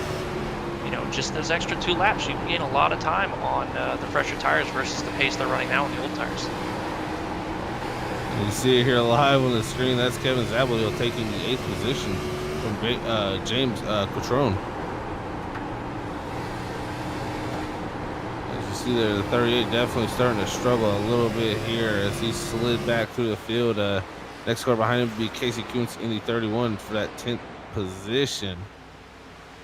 But man, when do board drivers start electing the pit? We've already seen a few decide to hit pit road. But, man, I think it could happen. Oh, Kevin. Yellow, yellow, yellow. Oh, Kevin Zabelil, and that's a caution. That's why you don't want to pit. Just slapped the wall down the backstretch there, came down, careened with the inside wall, lost the car, spinning across the track here. No contact with anybody else, just a single car incident. Man, We've seen this multiple times here now. You see on the Freaky Fast replay where cars getting to the outside wall and just launching off it into this inside wall. So definitely a lot of ricocheting going on with that outside back straightaway wall. And man, unfortunate for the 17 Kevin Zabado after he just took the 8th position. That's that's unfortunate for him. you know, Zach, it's something that I've noticed here. Two things that it seems like the backstretch narrows out from the exit of turn 2 to the entry to 3. It seems like the track gets more narrow because I've found a lot of times where I'll run up against the wall, and right about the time I get into 3, for some reason I just scuff the fence. I don't know if you've ever noticed this, but I've noticed it quite a few times, especially with what we saw with Anthony Gaudio hitting the fence in the exact same place. But also to the point where they're just hitting the wall a little bit and getting ricocheted off of it. As somebody who builds setups, I'm wondering if it has something to do with the toe or the camber on the front tire, because of how banked these straightaways are, that it's making contact with the tire and not the fenders, and that's what's causing them to ricochet like that. Yeah, I've noticed it before. Never really have gotten to the front straightaway or wall and like on entry or nothing. And most of the time, if I've ever gotten to the wall in the straightaway here, it's usually been down the back straightaway. So yeah, and I've noticed it before. It seems like that wall just sticks out there a little bit, and you just reach out there and grab you sometimes there. So man, that Warren Nissan Central caution there, 10th of the night. This is now re-racked everything with even tires, and I tell you what, I think that puts Curtis Preston in a very good spot. I think so as well. Now, I mean, he was 10 lap older tires than Hunter Hayward the last time around, and was still able to hold him off pretty well. But a lot of that was just due to the fact that Hunter never changed his approach on how he was trying to get past Curtis. There were a lot of opportunities that he could have done it, but was just consistently trying the same approach rather than trying different lines. I'll have to see if he makes those adjustments as a driver here to try to make the pass. But it's going to be harder now that Curtis is on the same set, the equal set of tires. And I don't know. Curtis was taking it easy, I'm sure, last time by, just being in the way. But now he can afford to be a little bit more aggressive. Well, he learned from the mistakes. That's the question we got to ask for him. It's hard to learn that stuff during the race. You feel like, oh man, I got him there right here, and it's hard to just notice those little things we can notice from up top here, watching from the cameras. But I wouldn't put it past him.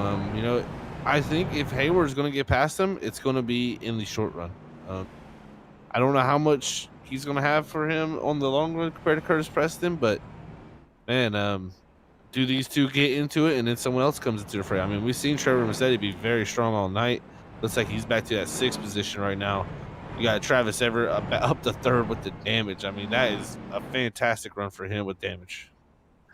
Well, looking at the top 4 here, Hunter Hayward in a very unfriendly slide job racing surrounding here with the 14, 59, and 29 all being teammates. Surely going to be working together on this restart, calling it down. But back to what you said about, it's hard to see those adjustments when you're in the car. Absolutely agree. It's easy for us looking at it from the top down, seeing where it's so much easier for us to see where these guys are running the difference in lines, just the tiny little differences that really make the difference. In the car, you see it, but you're not necessarily paying attention to it, and it's hard to kind of recognize that without that extra set of eyes like a crew chief. But also as a driver, when you see something's not working, you kind of have to make that adjustment yourself to try extra things, and that's just part of experience in racing. The more experience you have, the quicker you're able to recognize those type of situations. Well, see which drivers can recognize it the quickest here is Curtis Preston going to lead us back to Green Flag Racing here after our 10th caution of the evening, brought to you by Or Nissan Central.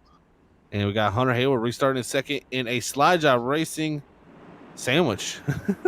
I see Irizarry laying back there, and they're going to time this here as they get going off the corner. There goes Curtis Preston, green flag. And look at this, Travis Everett trying to get to the inside, but don't think that car has the giddy up to get there. And Hayward able to close the door. Look at him launch to the rear bumper of the 29 off of turn 2. Well, I know we saw it, Zach, when Curtis Preston, after stage 1, when he got mired back in traffic, he was not as quick. He is not the quickest when it comes to having dirty air. I don't know if Hunter has noticed that, but I believe if Hunter can get by him and get him in that dirty air, it's going to do wonders for him. But now, just a little slip up and having to throw the block on the 59. Oh man, he had to drive that thing in there, and look at this. He's literally in a slide job sandwich right now. He has got the teammates surrounding him here as the top 3 teammates here all around Hunter Hayward in that second position as the battle for the lead is on fire. The thing about it is I don't think Hayward's going to get around him with Preston the line he's running about a half a groove off the bottom. It doesn't give Hayward enough to slide up under him, and there is the 11th caution of the night brought to you by Orleans Central. Let's see what exactly happened here to bring out tonight's 11th caution. We got some smoke on the back straightaway. Oh man, the 17 went flying through the air. Oh, we just had a flying saucer. Yeah, went from a race car to a UFO. Real quick. Here's Noah Potter here and then racing off of turn 2 here. That was actually for the 14th position. So both these cars on the lead lap still racing, but it's going to be a little bit of contact as the 17 tries to clear himself, but not clear. It's going to launch him headfirst in the wall. And then look at this. Whoa, what a ride. Well, Kevin, if you watch this back later, bud, I would go ahead and take that clip and try to get yourself a sponsorship with SpaceX. Because that was liftoff. Oh, yeah. And, perfect re-entry. Perfect landing. And stuck the landing, yeah. Just stuck the landing. That's all a reusable race car. That's a Brandon's doing too much tonight, guys. He's on fire here at Dover. Man, Kevin's that he's I think the motor's on fire, but yeah. Oh man, that was crazy. Just the way that car launched. He pretty much became the blimp cam there for a few moments. So thank you for the good shots there, Kevin. Unfortunately, into your race here tonight. I know that's not what he want, but he definitely had a wild ride, to say the least, here for our 11th caution of the night. But man, now we're getting these cautions. We heard it earlier. GT, the 4th place man right now on the racetrack. He talked about in the ARCA series in the chat. Cautions breed cautions. Do we see more of a rash of cautions, or do we think this thing clears up and gets to the end?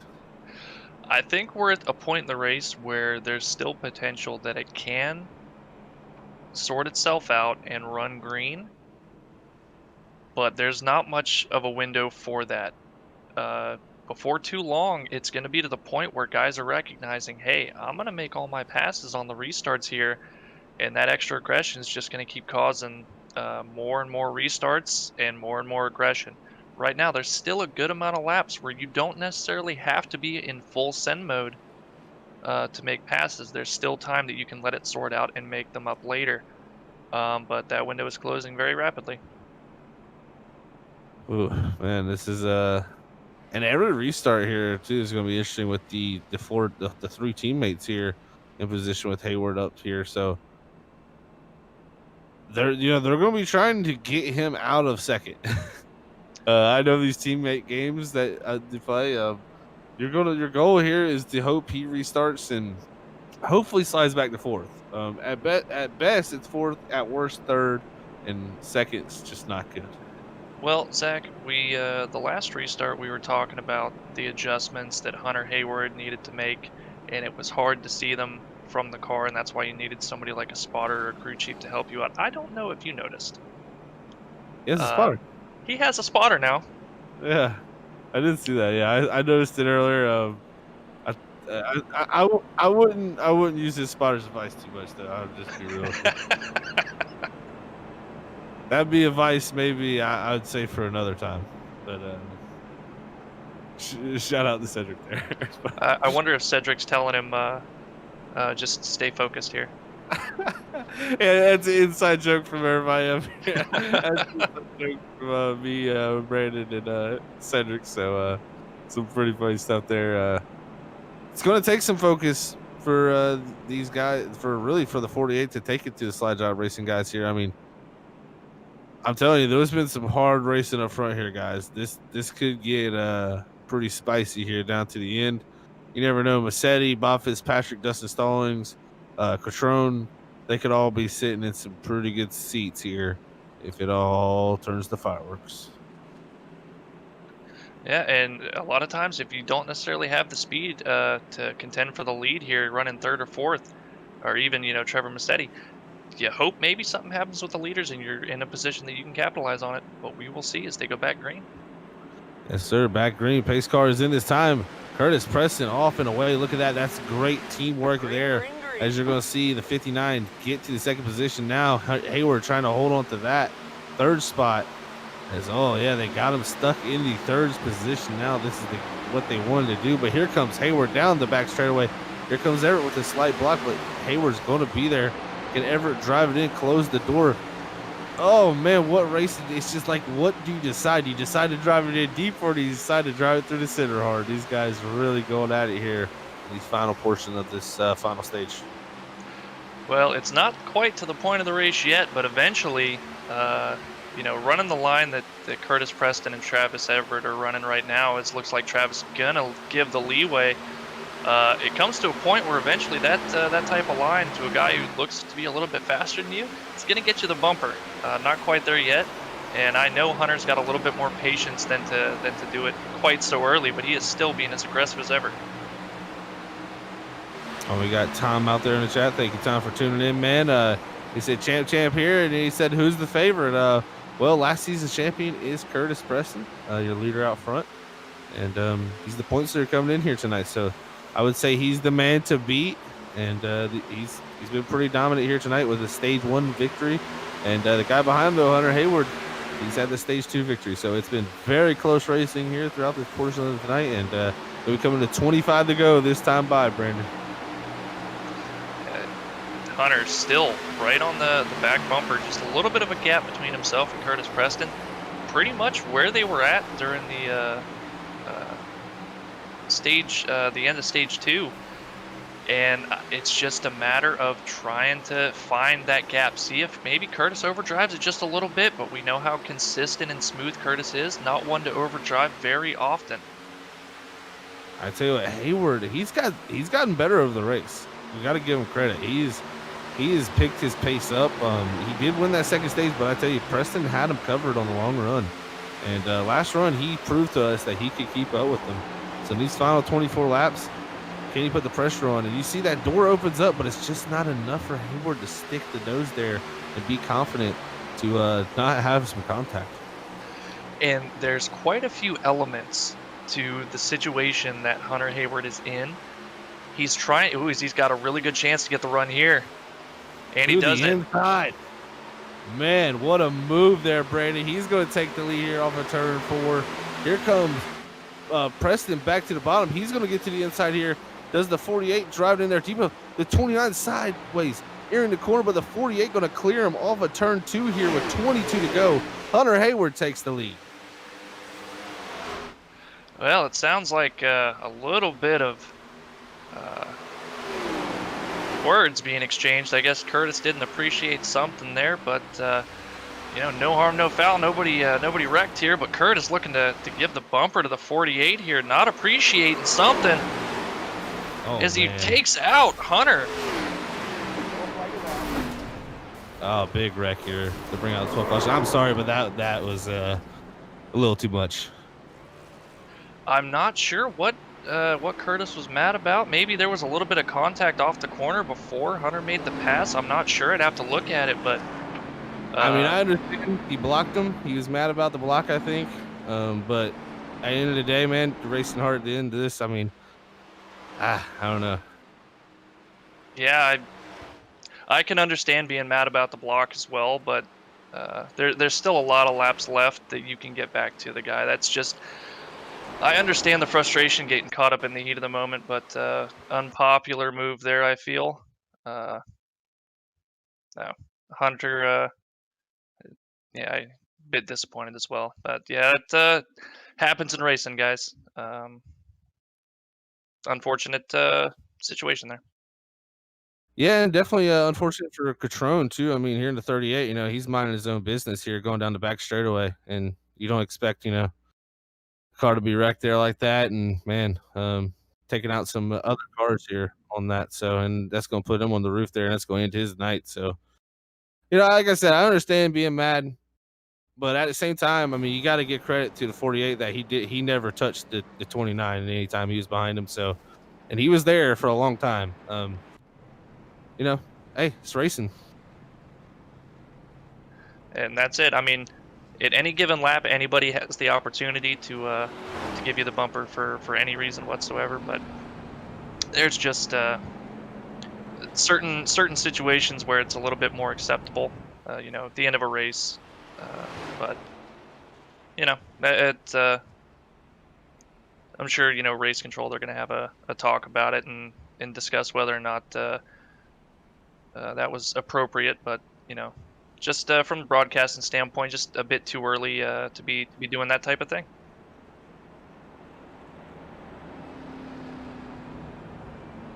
Well, Massetti now sitting out front here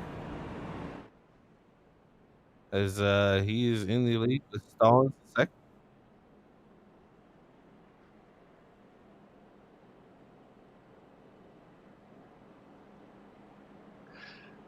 Well, all things considered, Trevor Massetti able to take advantage of the incident here to put himself to the front. We know he had pace earlier on, able to contend, and was all over the back bumper of Hunter Hayward for the second stage there. I think if he'd had another lap or two, definitely would have been able to take that position from him. And then directly behind him, Dustin Stallings. Showed a lot of pace today as well, able to move himself up to the second position, up 15 positions, looking to contend for the lead here as the laps are winding down. Yeah, winding down. Yes, they are. And I tell you what, the aggression level is only going to pick up, man. Man, this is like when the tea kettle is about to blow. It's definitely getting to that point. It's heating up, and Massetti now up front with Stallings in that second position, Everett there third, or sorry, fourth, and Preston in the fifth position. And I tell you, Curtis Preston, I don't know if he hurt the race car there with that, but definitely doesn't look like too much damage on that car. But now Massetti out front, it's going to be in his hands to be able to try to pull this thing off. He's got Stallings there also. I mean, Stallings last week at Darlington, so strong. Yeah, and I mean, like I said, he had the pace earlier. The thing is, out of all the cars in the front, Trevor Massetti pretty clean. I don't really think I can see any split seams on the body panels for that 88. So that and the clean air, a pretty big advantage for the 88 right now. But we know how quick Travis Everett and GT have been with damaged race cars, so it's not out of the woods yet. Definitely is not out the woods, my friend, here as we line them back up. Gary, go back to a restart here. As this race has been action-packed filled and a little drama-packed here at the end. You never know in racing, man. You definitely get these things that happen like that. And we coming to 16 to go here with Massetti leading the way. Stallings in that second position, Everett in third, Irizarry fourth, and Preston in fifth. As it'll be 16 to go when they take the line. Pace car is in this time. Will this be the final restart of the night? 88 backing up the restart just a tiny bit here. He goes on the gas, out and away. Great restart for Trevor Massetti as he fires off with 16 laps to go here, trying to get himself a win. And Bob Fitzpatrick able to make the position over the 29 of Curtis Preston here, looking for that top three that he is, I'm sure, desperately wanting after not so great results so far this season, but he's definitely in the hunt. But Trevor Massetti up front, able to stretch his legs. Yes, he is stretching it out right now with 15 to go. Sitting in a great position. We got Dustin Stallings trying to fight Travis Everett. Everett going to get to the inside down the back straightaway. Yeah, just trying to put the power down for Dustin Stallings. It was a little bit of contact between them. Oh, and they're all sliding. Looks like it's going to get him checked up. That's actually going to check up Curtis Preston there. It's going to check him up a good bit. That lets Fitzpatrick back by now. Irizarry and Fitzpatrick by. Man, Stallings holding on to that second position, but Massetti loving every bit of this. He says, no cautions, please. I want this thing to go green. Yeah, anybody I think that's wanting this to go green right now, it is Massetti, somehow able to find his way through the carnage, parting the seas, and finding his way to the lead here with a pretty big gap, and it looks like it's only continuing to grow. Yeah, definitely continuing to grow right now out front. Look at Dustin Stallings trying to hold on to that second spot. Here comes GT Irizarry. What a run for himself. He's trying to get in position here to get himself another top 3 finish here. As he comes off of turn 2, got a little bit of a run, not going to be able to make it work though. As you can see, the second place on all the way back to 6th, all on top of each other here with 12 to go, as Massetti continuing to stretch out the lead. And it looks like Travis Everett got in the wall out of 4, allowed Curtis Preston to move to the inside here. GT trying to set up some sort of a run all over the back bumper. Dustin Stallings here. Bob Fitzpatrick looking for a mistake to capitalize on as well, as they're blocking all the way down. But then there's more contact. Oh, Bob man, Fitzpatrick gets moved out of the way. Yeah, it looks like Preston getting into the side of Bob Fitzpatrick there and moving up the racetrack. Man, contact here late to go and 10 to go. GT, into the back of the 93. That slides him up the racetrack. Side by side. Oh, Preston hit the outside wall. There's going to be a wreck on the back straightaway. Caution is out with 10 to go. Then Bob Fitzpatrick, unfortunately, getting caught up in that. Looked like he had it cleared. Looked like Curtis Preston and Travis Everett got caught 3 wide there. And a little bit of contact. Unfortunately, took out all 3 of them there, but Bob Fitzpatrick had such a good run going, getting caught up in an incident late here.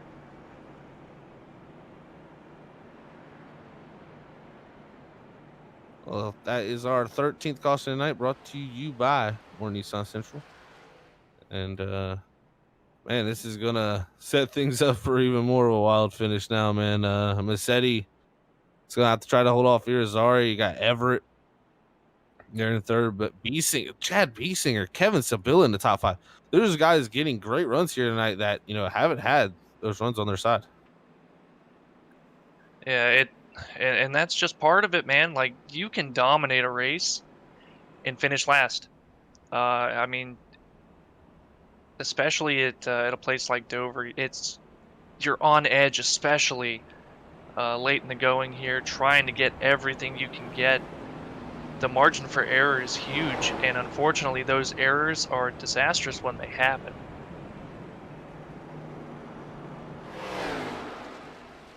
Well, we are going to have one wild finish, I can say. I mean, it's really coming down to the groove is such one line here. Personally, all night I've been seeing it.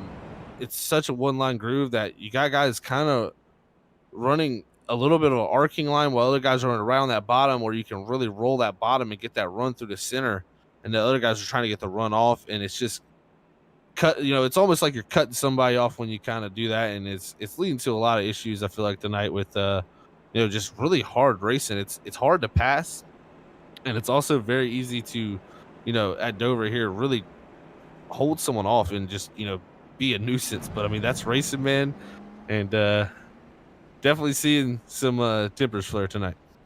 Yeah, absolutely. It's almost like we're at Martinsville or Richmond or even Bristol out here.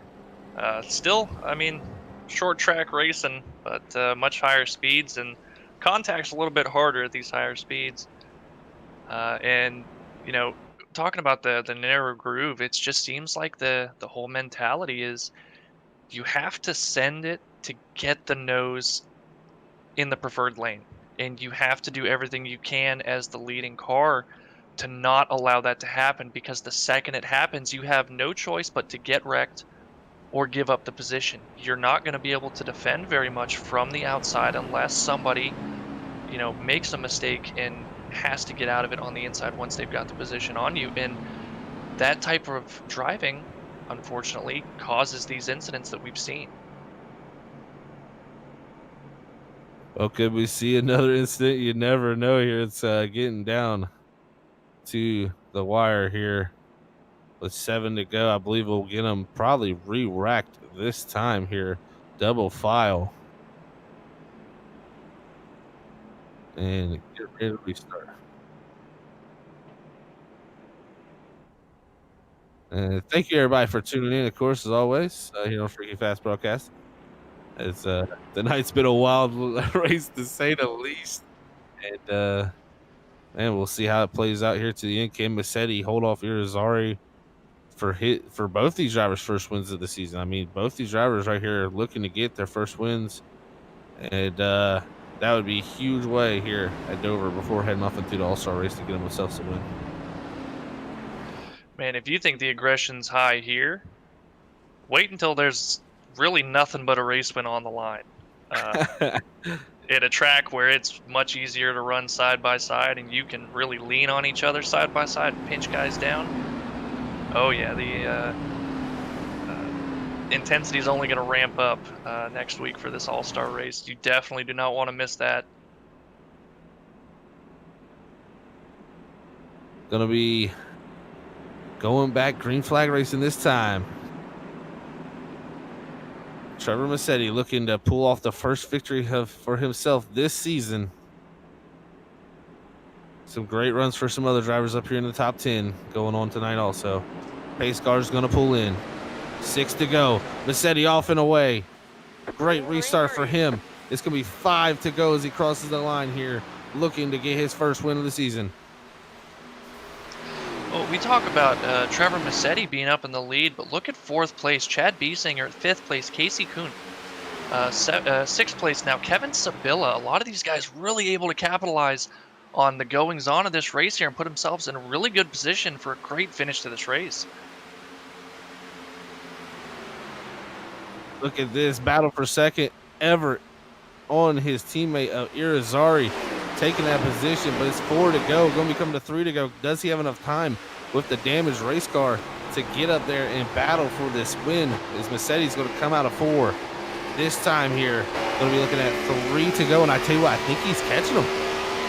He caught him a ton in 3 and 4, Zach. He is just carrying so much speed through the center. Wow. It's going to have to be a block, and then whatever Travis decides to do from there, it's 20 lap difference on the tires here. Everett saved the set, it seems. He gets to the back bumper of Massetti here with 2 to go. What does he set up? I think he has to roll the top here and cut down on exit. That's what he's got to do to time it here. Does he have to run off? He's got the run here to the inside. Does Massetti drive it off in there? He does, but it's not going to be enough. Side by side here as they come off the corner. White flag in the air. One final time here, brought to you by Sheffield Graphics. Look at this. Teammates going to battle here from Slide Job Racing. Oh, man. Everett holding on to that thing as they slide through 1 and 2. Coming off a turn 2. Everett's got the position. A car length gap. Here as they hit 3 and 4 for the final time tonight. Everett a little high off in the corner. Here comes Irizarry to the back bumper. Not enough. And Travis Everett is your Sheffield Graphics race winner here tonight. Congrats to him. As second, we'll go to GT Irizarry, and third to Trevor Massetti. Wow. What a race. Man, if that had gone down to a green-white checkered, Trevor Massetti, he was hoping it was, because he'd have had him covered for sure. But that difference in tires, you only got about 2 laps where it's even, and then it's really noticeable. What a finish. What a job by Travis Everett. What a bounce back race. Involved in an early wreck. Heavy damage on the nose, but played the strategy. The strategy game came to himself, and he took a hold of it, man. So congrats to him as he celebrates on the front straightaway. We will get our top 3 drivers up here in the booth for their interviews, and we will be right back in one moment, everybody.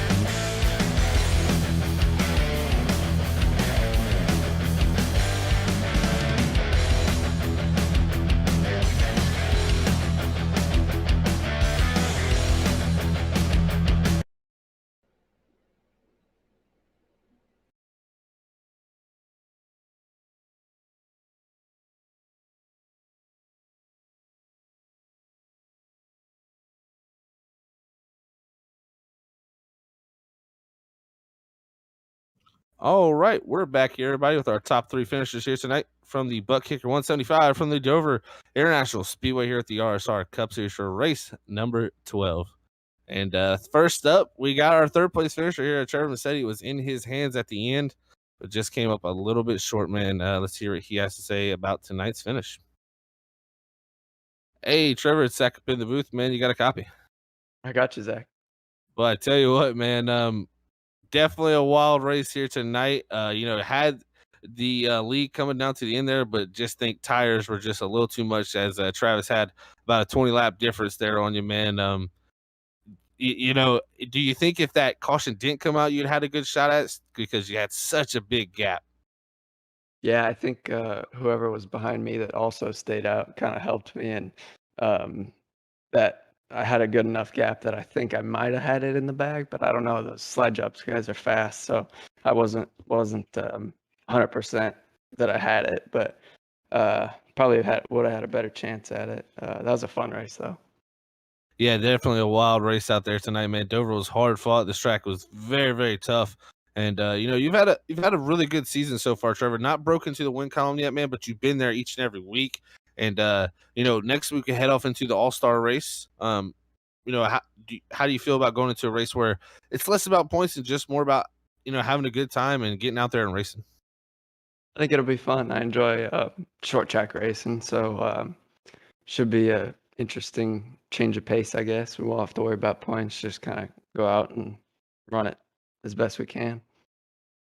Yeah, it definitely will be interesting to see next week. So everybody make sure not to miss that as the All-Star race here, the RSR Cup Series. But congrats on third here tonight. Before we let you go, anybody want to send a shout to? Yeah, I gotta say hi to Grammy and Nono, Nana and Grandpa, and my mom and dad. And thank you to you guys for doing all the broadcasting and making us look good, and all the league admins that make this stuff happen. It's a blast to be able to run with these guys on every Tuesday and every other day of the week, pretty much. All right, Trevor. Well, congrats tonight, man, on that third, and we will catch you next week, man, at the All-Star race. Thanks, Zach. All right, that was Trevor Massey, your third place finisher here tonight. Now we'll move on to the man in second, GT Irizarry, the Mustang Week 14 here. After another great run, after getting a top 3 Darlington, he's able to get another top 3 here tonight with a second place finish. So let's hear what he has to say about this hard fought battle for him in the 14. Hey, GT, it's Zach up in the booth. You got a copy, man. Hey guys, what's happening? Hey man, I tell you what a wild race out there tonight. You had a lot of ups and downs to come back from tonight, man, but you played it right and was able to get yourself back in the top 3 again here after last week. So how does it feel to get that momentum maybe going after 2 top 3s in a row? And this Mustang was fast, bro. I mean, it was a fun car to drive. There ain't no doubt. I mean, we started in 22nd and just messed up qualifying, normal for me, and just drove up there. And I'm like, dude, we got us a little hot rod right here, man. I mean, I just figured out a line and it was good. And then we got hit on the right front by a car that turned us sideways, and I'm just lucky that we saved it, and it gave us some damage, so we went in and fixed it. Drove back up to the front again and got some good stage points, and then ended up hitting the wall on my own on that last run there, and just like, you know what, believe it or not, I had almost 40 seconds worth of damage. I was like, it is what it is. We're going to roll with it. And man, we almost had it, dude. I was telling Travis, number one, congratulations to Travis. I mean, that was a heck of a run for him. But we were just talking before you pulled me up here in the booth that I said on that last lap, when we got underneath Trevor, I said, I got that run coming off, and I just laid the bumper to him. And my intention was to push him deep into the turn, but he's a little too good to fall for that trick. So, hey, we'll take the second, man. Hey man, I tell you what, it's good to see the momentum getting on your side here at the right time of the season too. So it's just starting to get in that second half of the regular season, right before we head off into the playoffs later this year, man. But now we head off into the All-Star race, GT. What's your thoughts going on that? Not a race where you got to race for points and just go out there for bragging rights. It's Bristol, if I'm not mistaken. That's what he said. It's going to be Bristol. So. Oh man, it's going to be survival, which is turning into that each week and stuff like that. Bristol's just a big Dover. I mean, that's all, or a small Dover, excuse me. I mean, it is what it is, man. We'll go out there and give it our all and try and get this, Mustang Week Mustang into victory lane, whether it's a points paying race or if it's not. Well, we just got to get it in there. Yeah, got to get a W, bro. Hey, I think it's coming soon, my friend. I'll tell you that much. It's each and every week you're getting that much closer, and the speed is there. Nobody can deny that. It's just got to get a little bit of luck on that side of the 14, and that ball will get rolling to get yourself in victory lane, man. But congrats on second here tonight. Anybody want to send a shout to, as always? Got to thank Mustang Week again for coming on board. Again, this is in Myrtle Beach on September 6th through the 12th. They have this event every year. They've had it for they're on their 20-year anniversary right now, and it's just a full week of different car meets and car gatherings, burnout contest, all kinds of stuff, man. And you'll see all kinds of awesome looking Mustangs, and then you'll see some Mustangs you're like, what's this dude thinking? But, nevertheless, you're going to see a mix of stuff of what you can take from and next. You say, hey, I want to do that in my car, or no, I don't want to do that in my car. But definitely want to thank them to come on board. Definitely want to thank Ryan for everything he does. Again, behind closed doors, there's a lot that goes on in order to make this ship stay running and make this just a great place to be on Tuesdays. And thank Sheffield for Mondays. I mean, it's just awesome. And once again, man, I got to thank Buttkicker. Dude, I was telling my teammates, man, I think I got them about ready to pull the trigger to go ahead and buy one. I mean, they got, yep, then use the discount Freaky Fast 20, get 20% off, man. I mean, dude, I'm telling you, man, this Buttkicker, you just don't know. You think you know until you feel it. And then you're like, damn. All right, then. So it's awesome, man. So, and appreciate you guys up in the booth, man. You boys always do a great job, man. I hope you got some good shots of this guy to have a green, Mustang. So appreciate it, man. He looks very good, man. And we will catch you next week in Bristol, buddy. 10-4, brother. Y'all have a good night. You bet. All right, that was the second place man, GT RSR. There, you heard it. His butt was getting kicked tonight by Dover in that Buttkicker. So remember, use Freaky Fast 20, like you said. Get yourself 20% off to get yourself some Buttkicker equipment. So now we'll pull up tonight's Sheffield Graphics race winner, man. What a drive from this guy. If you'd have told me Travis Everett won this race at the beginning, I would have said you're crazy. But I guess y'all all are crazy because he won it. So let's go ahead and pull him up here to victory lane. Hey, Travis, it's Zach up in the booth, man. You got a copy? Yes, sir. We got you. Well, I tell you what, man. I was just telling the guys up here, if you'd have told me you were in victory lane after that, initial caution you got in there, I'd have called you guys crazy. But man, how did you manage to pull it off here tonight, man? And I would agree with you there. I would have never thought we'd be in that position there, especially after getting hit under the yellow there and coming down and getting that fixed there in the first stage, and then working our way back through there and getting caught up in the wreck there in front of us and getting a little bit of left front damage. I would never thought we'd ended up where we did. Yeah, man, it was a great effort there, and coming down to the end, that last restart there, we got information that you had fresher tires, so you had planned it out there since you had damage, maybe to have that kind of in your back pocket. I really just kind of played out that way. I wasn't really planning it at all, but just it seemed to work that way. And I think the next to the last restart there, me and Dustin got together a little bit. I ain't sure if I come up on him or he come down a little bit there and end up a little right front damage. And Trevor, I thought he was just going to walk away with it there, and I was ready to just settle after that last restart and let GT and him fight it out and try and follow GT through there. End up getting a little run on GT and able to get by him and get up there to Trevor. Well, I'll tell you what, man, it was a fantastic run for you tonight. Getting your second win of the season. So that's great for yourself there. Second in points, too. So that'll help you out there in the point standings. And also, one less race than the guys you're around. So you've had a fantastic season up to this point, Travis. Now heading into the All-Star race, kind of that split in between the regular season. So kind of heading into that second half of the regular season. Going into the All-Star race is kind of just for bragging rights, no points or nothing. How do you feel about that, and how do you feel about the second half of the season playing out? I think heading into the All-Star race, you just better be ready to let the rough side drag there. I think it's pretty much going to be thrown out the window there. There's no telling who's going to walk away with it. Looking forward to it. Bristol always give some exciting racing there in the second half of the season. Feeling confident about, especially after getting 2 wins here, basically the first half. Just looking to keep the momentum going. Well, man, I tell you what, after tonight, I think you got the momentum rolling after that rebound. So great job on getting the victory here tonight, Travis. And as always, man, anybody want to send a shout out to you before we let you go and celebrate? Yeah, definitely. Just want to thank all y'all over at Freaky Fast. Y'all do a heck of a job putting this thing on for us for the ARCA League and us on Tuesday nights. We definitely appreciate y'all do a bang up job over there, and Ryan, everybody at Evolution and Sheffield Graphics, and all my teammates over there at Slide Jobs Racing. We put in a lot of practice every week. Unfortunately, I didn't get to participate this week. I thought I was actually going to be working tonight and ended up being able to make it. So first practice laps I put down was here in the server when it opened up tonight. But yeah, just thanks to all those guys. They definitely made it a little bit easier for me tonight as far as figuring it out. Well, Travis, man, congrats, like I said before. And we'll catch you next week at Bristol at the All-Star race, buddy. Appreciate it. Looking forward to it. Y'all have a good night. You too, man. All right, you heard it there, guys. Your race winner, Travis Everett, here tonight, brought to you by Sheffield Graphics. That was our race interviews here tonight from the Freaky Fast crew here at the RSR Cup Series from Dover.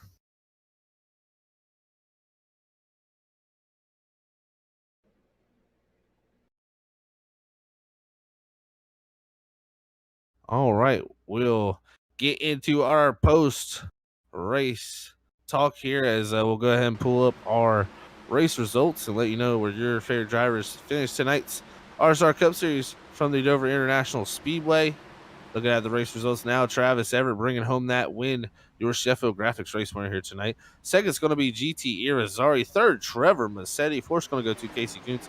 Fifth's going to be Chad Biesinger. Sixth's going to go to Junior Miller.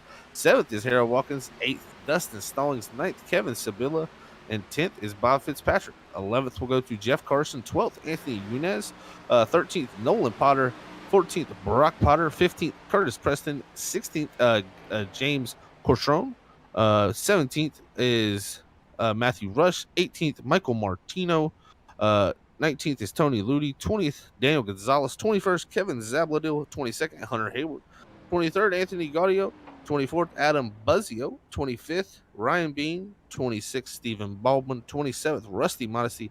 28th, Michael Sheffield. 29th, Kevin Ruff. 30th, Ryan Ezell. 31st, David Hall. 32nd, Nathan Campbell. And rounding your field in the 33rd position is Steve Potter, as that's our RSR Cup Series results here tonight from the Dover International Speedway after race number 12. Next week, we head off to Bristol Motor Speedway for the All-Star race. That's going to be fun to watch. But Brandon, what do you have to say about today? I almost called you Brian again. I'm sorry. Well, we'll get to the whole Brian thing in a second. know, But right? I gotta ask something. Did GT say that his car was green? It was. I thought the thing was gold. It's green, man. Okay, well, something. You guys watching the broadcast may I not forgot know you're about me. colorblind. I am red green colorblind. So I was like, man, that's a sharp gold car he's got there. Nope, never mind. I'm just, my eyes don't work right, so ignore that. That is great. But yeah, man, it was a crazy race. Just it's probably the wildest Dover race I've seen in quite a long time. Yeah. And talk about Dover just being a bigger Bristol. Well, next week they get to go to Bristol with nothing on the line but a race win. So if you thought this race was crazy, just tune in next week. It's going to be off the rails with these guys trying to pick up an all-star victory. But man, can't really say nothing more than that, Zach. Yeah, man. Wild night out here at Dover. Crazy racing out here on the racetrack. A little bit of drama, a little bit of spice going into the All-Star race at Bristol next week, where Bristol, you can't run away from anything. So we'll see how that goes next week. But, man, what a battle here tonight for the All-Star Cup Series. Thank you to Sheffield Graphics or Nissan Central and Buttkicker, the proud partners here at the Evolution Racing Leagues and Freaky Fast Broadcasting. been a fantastic night up here in the booth. Two great races from Dover. But let's send it up to Robert Moore Jr. here tonight to close out our broadcast. That's right. What a way to end the night, ladies and gentlemen. Hopefully you enjoyed this content here at Freaky Fast Broadcasting and Evolution Racing League on Tuesday nights. If you did, don't forget to hit that subscribe and like button on both platforms. We do much appreciate it, and the league much appreciates it. But like these guys said, next race we'll have with these guys is going to be the All-Star race at Bristol. And oh my goodness gracious, just hang on, man. It's going to be some fun action next week. So make sure you tune in for that. But we also got an All-Star race tomorrow with Underdog Racing League as they go to Mazda right-hander. Man, I don't even know what top speed. I've never been on the track. What's it, 200 some miles per hour? It'll be fast. Okay, well, make sure you tune in and watch a couple cars go around at 200 plus some miles per hour for their All-Star race tomorrow at 8:35 with Sam and Zach Hall calling all the action. But the next time we will catch you here, like I said, here on Tuesday night, we're going to have Easter Sunday. So Freaky Fast and the crew wants to wish everybody a happy Easter. Please be safe if you're out traveling. Don't eat too much candy because you need to save some for me. But until next time, we want to say God bless everybody. We love you all. Peace out. Bye, everybody. Bye, guys.